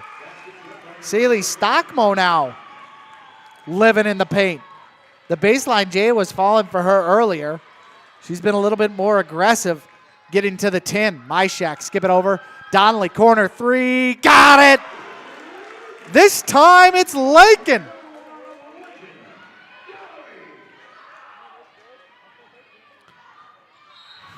And a turnover almost accomplished by Horace. But a foul is called on Lakin Donnelly. Her second personal, 5th team foul. 40-39 our score. Hakeem picked up by Hale. We'll give it off to Roney. We'll cross the timeline. Man-to-man defense. Flaherty has the ball through Horace. Tries to get it down low to Hakeem. Shot up, no good. Myshak comes away with it. And quickly ahead is Sundee. Looks to her right, will dribble with the right, get into the paint. Runner, right hand up, no good, off back iron. Rebound fought for, brought down by Flaherty. It's her and Roney on a 2-on-2 break. Flaherty doesn't want to stop, does, loses control of the ball. Turnover brought down by Myshak, who gets it to Sundee. She's going back the other way. She's quickly converged on by Flaherty, and then a foul. To the dismay of the Shanley faithful down in front of us. That is an 8th team foul. Flaherty, her second personal. And to the line for a 1-on-1 will be Keely Sundee, who is 4 of 4 there today. And we'll try to tie things up. 30-17 at one point in this game. As that one is up and good. And with one more coming. Sundee will have an opportunity to give Horace their first lead of the game. And she does. So Horace has taken the lead.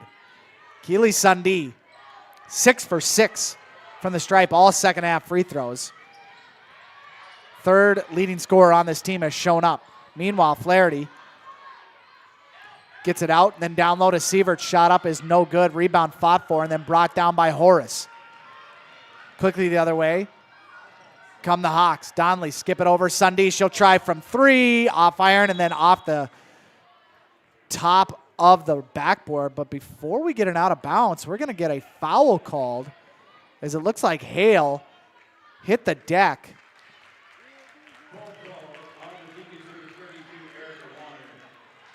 And the foul ends up going on Erica Warner.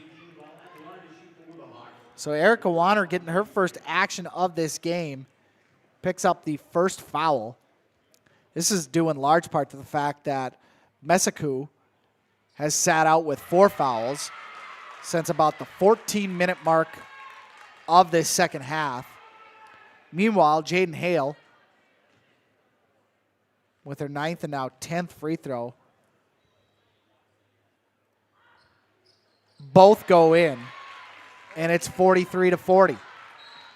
And then a ball knocked out of bounds by Horace. So the Hawks with a 43-40 lead, 20-8 run in this second half. I don't even know if you want to call it a run because we have 7:28 to go in the game. More of just a outpacing as the pass inbound straight ahead to Shanley. Flaherty shot up no good. Rushed it. She was down there with Sievert. Great thought process by Shanley on the inbound to beat the aggressiveness of Horace. What a give and go, but no. Christofferson to Sunday. Sunday gets back in, gets the rebound on the miss. Hale has the ball on the baseline. She's double teamed. She has her dribble, doesn't use it. It's Lilia Donnelly to Newen. Baseline, Christofferson, it's good. And Horace is starting to pull away here in this second half. And another turnover. Sunday down to Christofferson. Goes to the other side of the bucket. It's good. And it's 47-40. Shanley just having a heck of a time just even getting it past the half-court line. Coach Maher refusing to call a timeout. Will the bleeding stop with a Sievert three? And it does! Riley Sievert with a desperately needed three. Lilia Donnelly just inside the three-point line. Off iron, no good. Rebound brought down by Hale. She goes up and in for two. And all of a sudden, the buckets are falling on both ends of the court. It's 49-43. Roney coming up the other way on the far sideline. Guarded close by Donnelly. Crossover dribble. Gives it to Flaherty. Gets the screen from Stockmo to Hakeem. Looking down low to Sievert.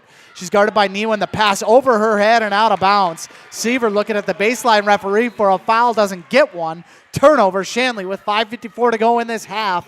Your score 49-43. Hawks have taken this second half over in the last 2 minutes. Keely Sundee from the free throw line. Jordan Christofferson from the baseline. Add in some Jaden Hale, and you've got the recipes of a lead. Mesaku Hakeem back and leading the 1-2-2 press, which is now broken down into the 2-3 zone. Sundee thought about a three, gets into the paint. Ball knocked into the hands of Hale. Nice job by Roney. Back to Sundee between two defenders. Got it at the foul! Keely Sundee with her actual first field goal make of the night. As the foul goes on Mesaku Hakeem. Her fifth and final foul of the night. Coach Maher in disbelief as the explanation is being made to her and Mesaku. And for Mesaku, not how she envisioned this one going. The senior held scoreless tonight. The Deacons' leading scorer could have really used her in the second half, but a quick fourth foul and then another one after that, as that free throw is good, puts her on the bench. Horace now up 9 as Roney skip pass over to Stockmo. Stockmo up over Hale, no good.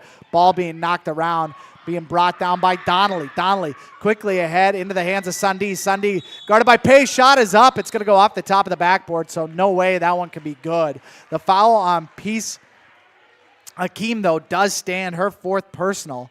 Double bonus, doesn't matter. 2 shots coming from Sundee regardless, who will have her 8th and 9th attempt coming this way for Horace. Her free throw shooting has been on point tonight as that one falls in. She's now 8 of 8 from the line, and it is a 10-point lead for Horace. This is something that we heard from Coach Maher as well.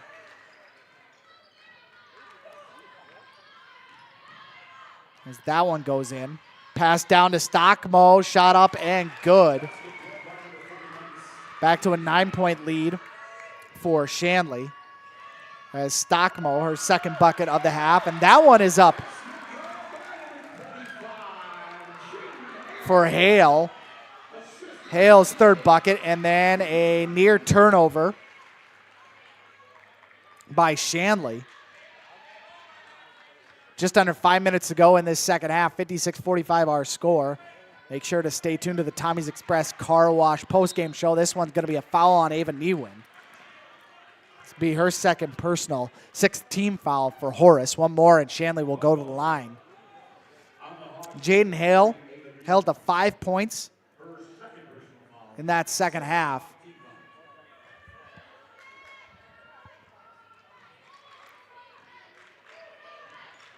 And then a foul there in the backcourt. This one is by Christofferson. Her fourth personal, 17 fouls, so a 1-on-1 coming for Shanley with 4:50 to go. Not exactly an ideal way to try and milk clock if you're the Horace defense. Going to get a timeout from Coach Hintz.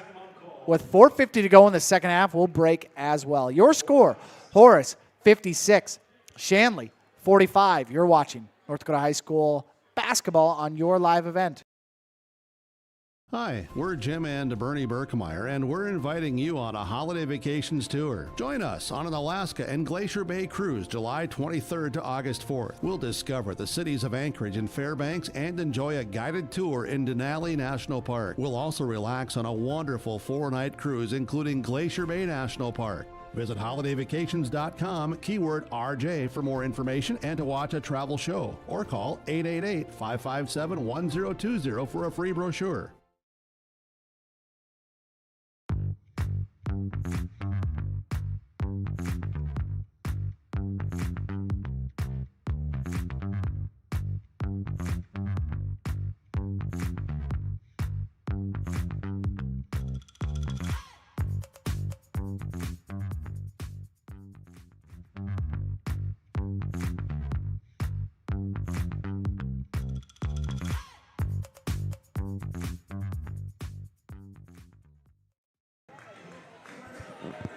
(56-45) as we come back from break. The Hawks 33 second half points. So it's now taken an 11-point lead with 4:50 to go. Deacons, meanwhile, at 13 and stuck there as that one's no good. But Stockmo gets the rebound, shot up, no good as well. Roney chases it down. She's stuck in the corner, tries to dribble out, and a double dribble.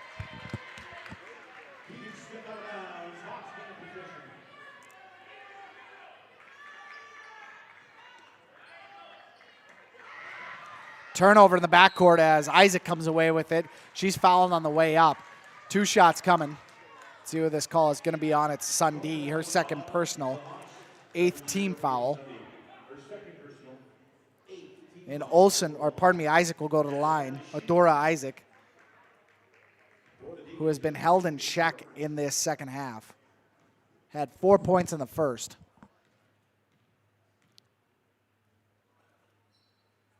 Off iron, no good.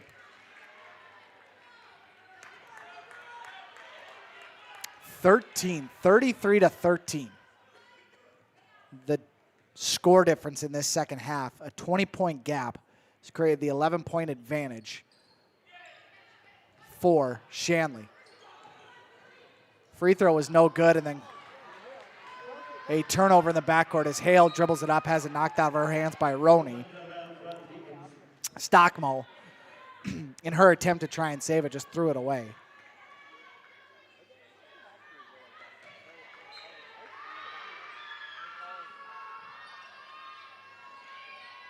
Inbound, Roney tips it off the hands of Donnelly, but keeps her at bay, and then a foul on Roney. Roney's third personal. To the line to shoot 2 will be Donnelly.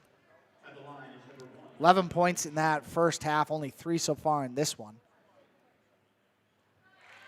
And that one is up and good.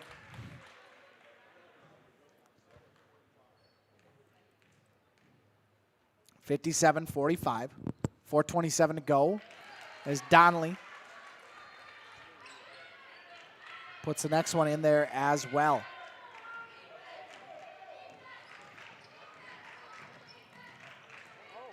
All the way down the other way is Roney, who puts it up and in for 2. Back to an 11-point lead for the Hawks. Donnelly has it in the corner. She looks to Myshak. Has it knocked out of her hands. Quickly gives it back to Donnelly. Crossover dribble knocked out of her hands by Isaac. Give it to Myshak. Back to Donnelly with 9 on the shot clock. Down low to Hale, 1-on-1 with Peace. Can't make it, though. Kind of rushed her shot a little bit. It's about the easiest advantage she's had. Meanwhile, coming down the other way is Stockmo running the floor. She has continued her hot half, and it's a 9-point game. So Stockmo, who had 9 in that first half, up to 15 in the second. Should say 15 total, 6 in the second. Open 3 for Donnelly, off back iron, no, long rebound brought down by Hale. Oh, almost turned it over as Sundee gets into the paint, runner with the right hands up, and good. Sundee, what a second half that she's had. Coming down the other way as Olsen shot up, no good. Rebound brought down by Horace. And it'll be Donnelly who will slow things down. 3-minute mark in this second half. Boy, one big bucket from Horace. Might as well close the door on Shanley. Making a comeback on this one. So they're going to bleed a lot of that shot clock down to 10. Skip past Donnelly. Oh boy, looked like she traveled. Skip past Newin. She did travel.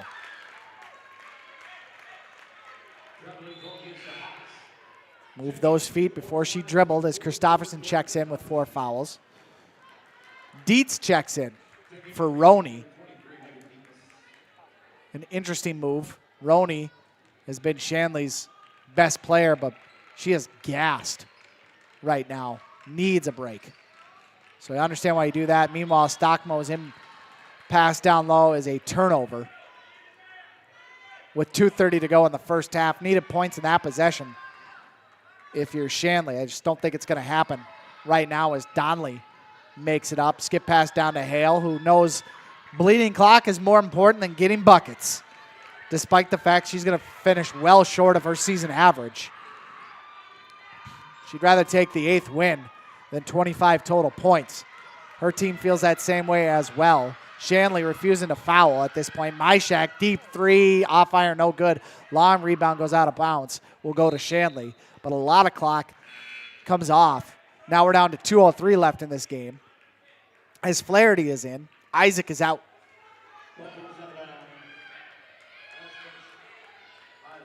Horace drops back defensively. As Flaherty has it, top of the key. Gives it to Hakeem, who looks down low to Dietz, who has got great position. Quickly double team. She goes out corner 3. Dietz off glass, off iron, out off of Hale with 1:50 to go. Myshak tried to calm her down. Hale having none of it.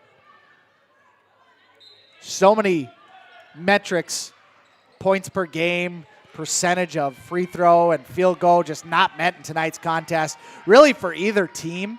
But when it comes down to it, Horace's offense just a little bit more dynamic, just a little bit more depth, if you will, than Shanley's, which is ultimately going to lead to Horace's 8th win, Shanley's 6th loss, as Christofferson at the free throw line turns around and puts it in. She's a part of that depth offensively. Absolutely part of that depth offensively as she knocks that down with 1:12 to go. Shanley will dribble around and take a timeout, a full one. With 1:06 to go, we'll keep it right here to let you know that this post-game show we have coming up will be brought to you by Tommy's Express Car Wash, where we will feature the Energy Player of the Game, brought to you by Enbridge, and the Precision Play of the Game, brought to you by RDK Enterprises. Hopefully we'll get a chance to talk to the head coach of the Horace Hawks, Brent Hintz, and a player to be determined. If we were to look at a couple of the players that we might get on the post-game show, Lakin Donnelly in her first half and the 11 points. Keely Sundee, her second half, incredible second half for her. She had 9 points from the free throw line, another couple field goals on top of that to give her 13 total for the game. And again, the depth was just a huge part of this reason why Horace is going to walk away with the win on this one. Although it really was turning into a baptism by fire for these Hawks because of the defense that Shanley came out with in that first half. The frenetic pace that they wanted to play with throughout. Worked for about 22 minutes of actual game action. You got to feel like Mesaku Hakim going out with her 4th foul. Such a turning point in this game for the Deacons as the shot is up and no good for Roney, brought down by Hale, who will no doubt get fairly close to that rebound total. Point total, nowhere close as a foul is committed by Roney, her 4th personal. Speaking of Roney, the second half for her, just not as prolific as the first half. As that one, Keely Sundee is human. 9 of 10 for the free throw line. You take 90%. She's got one more coming.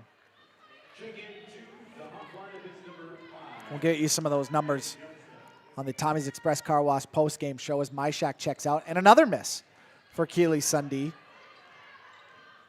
The old announcer jink. Roney quickly up the other end of the floor. Rebound brought down by Hale. She grabs it. Quickly head the other way. Sundee will get it into the paint, then bring it back out as we're 40 seconds to go in this game. Coach Hintz asking his team to bring it near the logo. Christofferson, Donnelly, Jelmstead, they'll just pass it around. Skip pass over to Sundee with 10 on the shot clock. Christofferson, little elbow extended jumper is good. Christofferson with another nice game as well when it's all said and done. 64-49 is your score. Could be your final as we're down to 12 seconds to go. 10 on the game clock. Sundee out near the timeline, trying to get a steal. Roney hangs onto it. Flaherty to Sievert. 5. Flaherty, wing 3. Good! She banked it in, and that's how it'll end. Flaherty, the 3, her first make of the game, just closes the deficit down from 15 to 12, but the end, the final, a victory for the Horace Hawks, a 64-52 final, and a victory for Horace as they move to 8-0 on the year, 5-0 in EDC play. Meanwhile, the Deacons will fall to 3-6 overall and 2-3 in EDC play. We're going to cover it all. Recaps abound coming your way in our post-game show brought to you by Tommy's Express Car Wash. We'll have an opportunity to name the RDK Enterprises Precision Play of the Game and the Energy Player of the Game brought to you by Enbridge.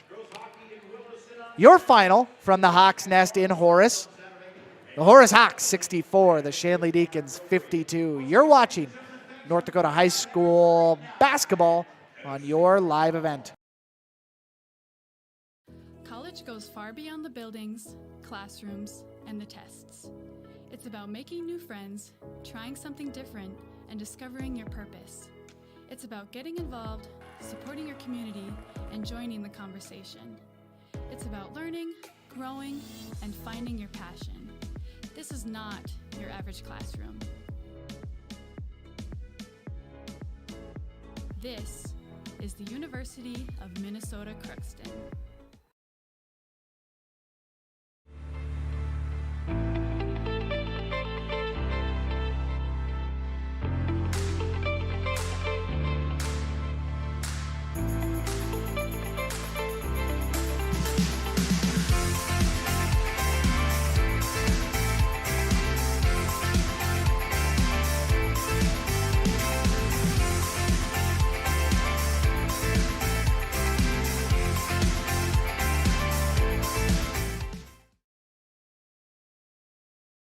Every Wednesday night at 7, watch the YourLiveEvent.com Coaches Show presented by the Hillsborough Economic Development Corporation.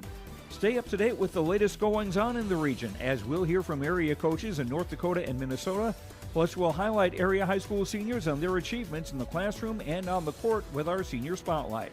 That's the YourLiveEvent.com Coaches Show presented by the Hillsborough Economic Development Corporation, Wednesday nights at 7 on YourLiveEvent.com.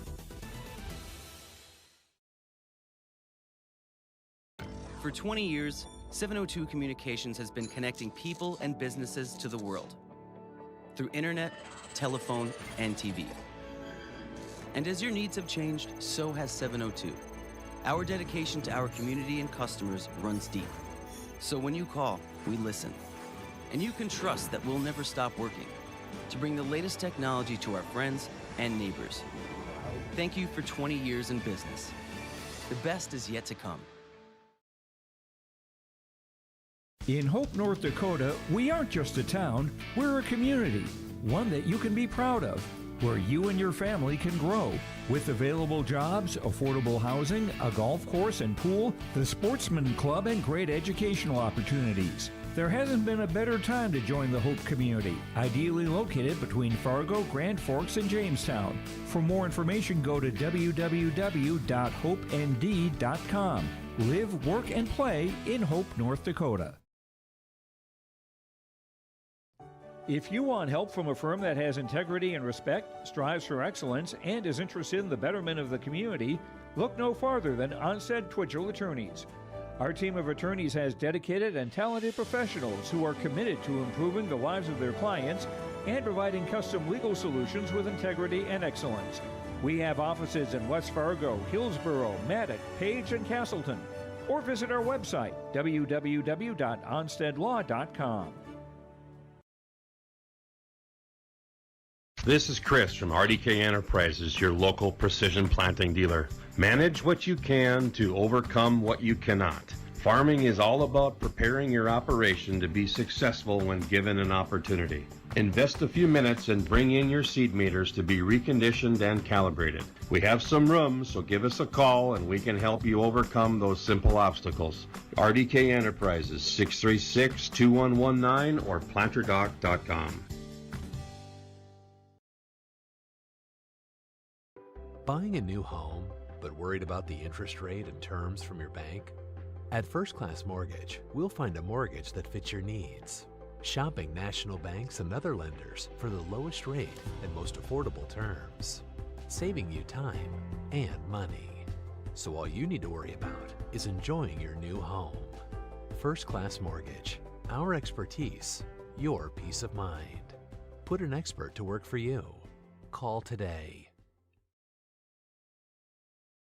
Hi, we're Jim and Bernie Berkmeyer, and we're inviting you on a holiday vacations tour. Join us on an Alaska and Glacier Bay cruise July 23rd to August 4th. We'll discover the cities of Anchorage and Fairbanks and enjoy a guided tour in Denali National Park. We'll also relax on a wonderful 4-night cruise, including Glacier Bay National Park. Visit holidayvacations.com, keyword RJ for more information and to watch a travel show, or call 888-557-1020 for a free brochure.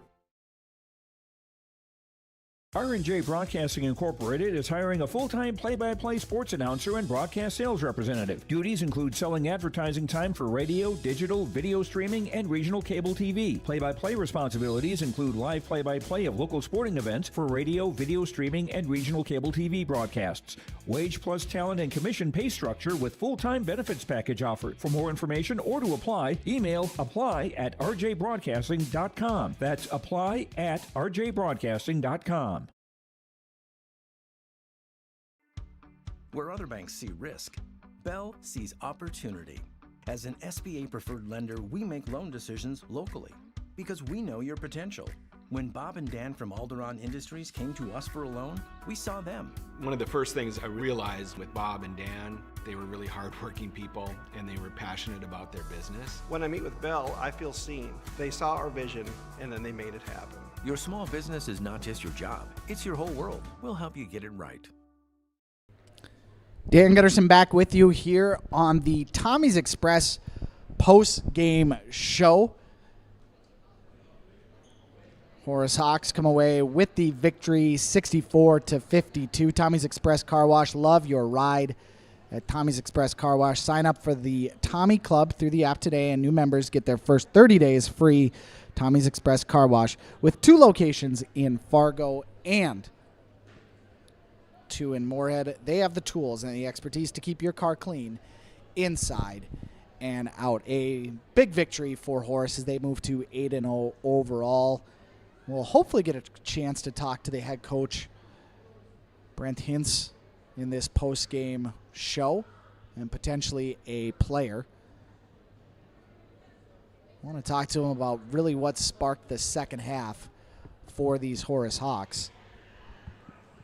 really felt like that Shanley defense sped things up in the first half as the Deacons jumped out to a quick 2-0 lead. It was 30-17 at one point. The second half started with a 32-23 lead for the Deacons, but the entire second half, it just felt like not how, not, but when. Not if, but when. Horace was going to take things over to come away with a victory over the Deacons. Big part of that second half, and the reason that I felt the Deacons kind of fell short, was Mesaku Hakeem picking up her fourth foul really, really early on in that second half.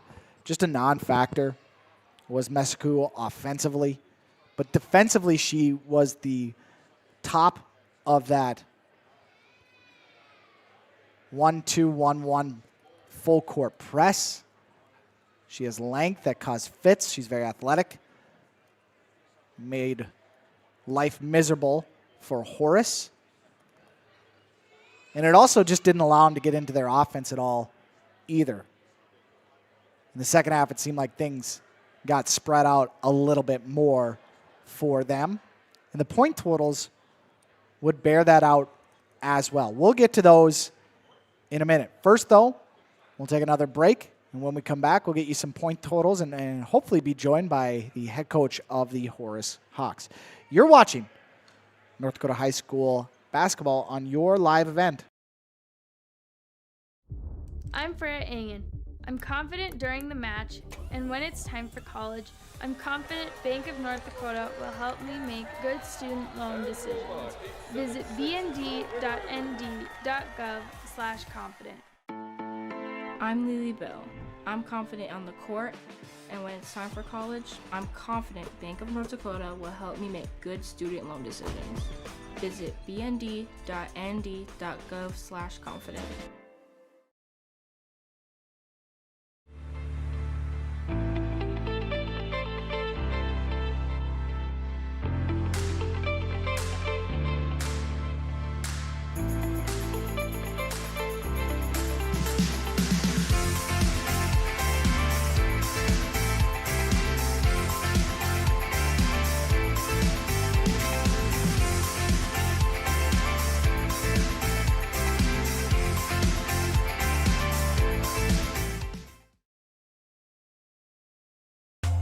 Welcome to the Empire.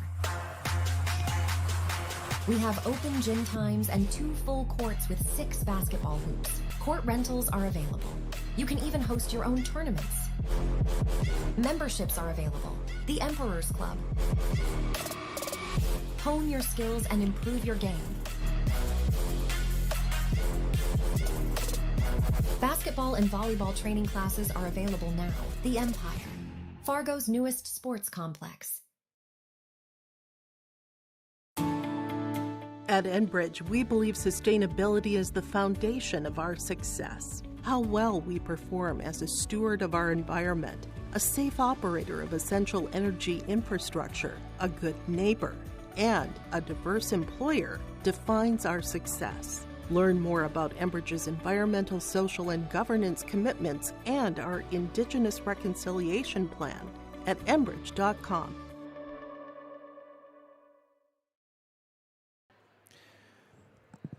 Welcome back to the Tommy's Express Car Wash post-game show. We're going to forego the post-game interview at this point as things are running late. We know the final 64-52. Doesn't mean that we're not going to get a chance to name our Enbridge Energy Player of the Game. Life takes energy. Enbridge, energy for life. Energy.com for career opportunities.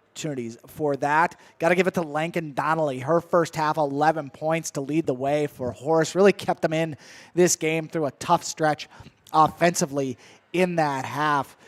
Just really impressed with the 8th graders playing her ability to keep her team alive offensively. So congratulations to her to get that award. And then also the Precision Play of the Game brought to you by RDK Enterprises.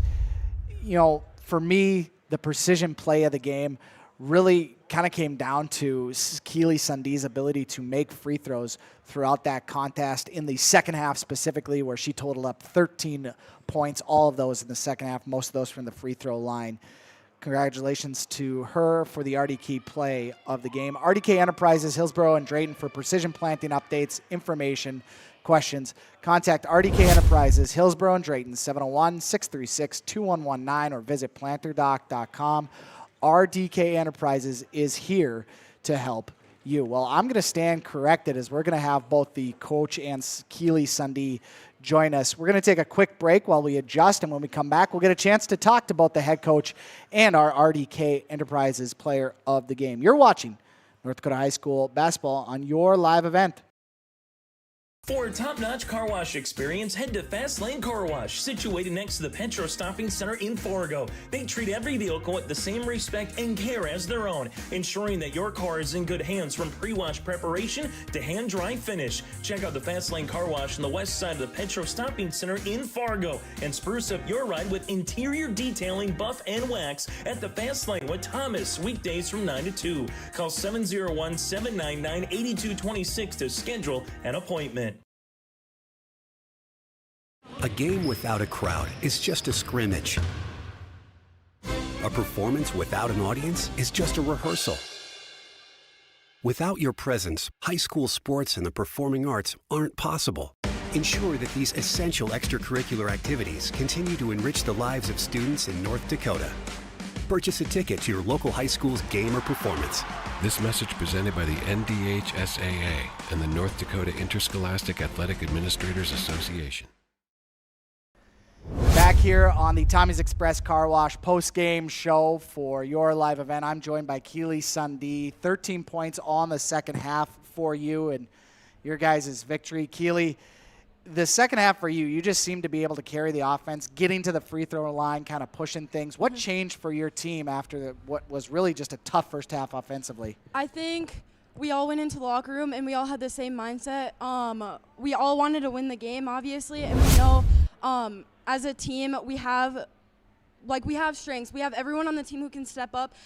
We have people coming off the bench who can step up. And I think the second half we talked about in the locker room was just intensity. Like we need to have a mentality of where we're gonna win this game regardless of what the calls are or what's happening. So, that's how we won the game, and I'm super proud of the girls. Well, you have a player who comes in averaging 25 points a game. She finishes well below that in Jordan Hale, but didn't really seem to discourage you. In fact, it seemed to kind of lift you up, get other people going offensively.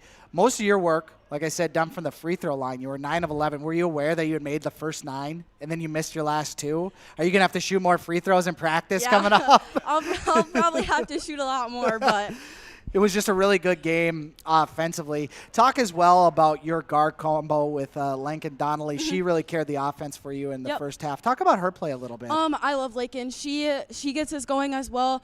She's in 8th grade.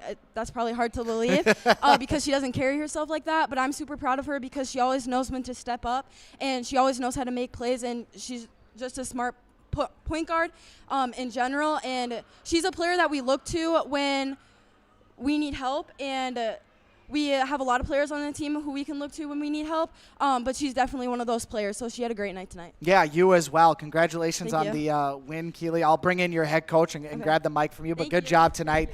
13 points for Keely Sundee. We are joined by Coach Hintz here of the Horace Hawks, and Coach, now 8-0, but it wasn't easy. No. Let's and you put that mic a little bit closer so everybody else can hear you. But let's talk about that first half. First and foremost, you guys found yourself in quite a hole. Shanley came out and, for lack of a better term, kind of punched you in the mouth. What was the feeling like for you on the bench as you watched your team struggle a little bit with their pressure and the frenetic pace they had put on you?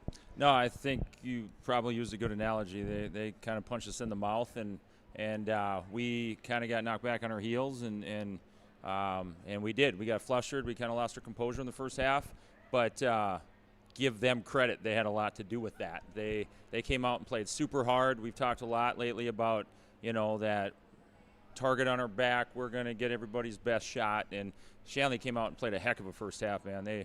Their level of intensity and energy, was greater than ours, and because of that, the scoreboard was what it was at half. I felt really good about the last 3 minutes of the first half, that we were kind of able to restore a little order, get it under 10, and then like Keeley talked about at halftime, we just, it was a very calm locker room, and talking about how we need to, show composure and take back control of the basketball game, and she was big in that. We made some adjustments offensively and put her in kind of a unique spot that she doesn't always play, and she handled it really well, but it also got her to the free throw line. And, we were 1 for 8 on free throws in the first half. Yep. That could have made things a little less stressful if we knocked some of those down. But we talk all the time about how the ball doesn't always go in the basket, but you can always play defense. And I felt like, especially the first 10 minutes of the second half, our defense really led us. We held them down. We kind of kept them from scoring long enough for us to get our offense going a little bit. And, first 9 free throws, I felt like that helped restore order a little bit. We talked in the locker room about Lilia Donnelly hitting a big 3 when we kind of needed to bust through a little bit. And we started creating some space for Jaden a little bit inside, and we were able to find her a little bit and finish. And, they got a lot of length and a lot of big kids on that team that made her work for everything she got. And Jordan Christofferson also stepped up down the stretch and hit some big shots. And it was nice to see we kind of got into a game situation late where we had to run the shot clock down and execute some things and get kids in spots we want them to, and we were able to execute those more times than not, and that really helped. Well, the one question I'm curious to get your insight onto, you talk about the emotions in the locker room, but a little bit of a strategy change as well. So what did you specifically do that allowed for you to kind of change things up in the second half from our perspective? And we're not the coaches, obviously. We're just kind of taking what it is. But it felt like when you were getting it into Hale, the convergence was happening. She was having a tough time trying to kick it out or find the open wings for shots. Yes. So what did you change strategically in that second half?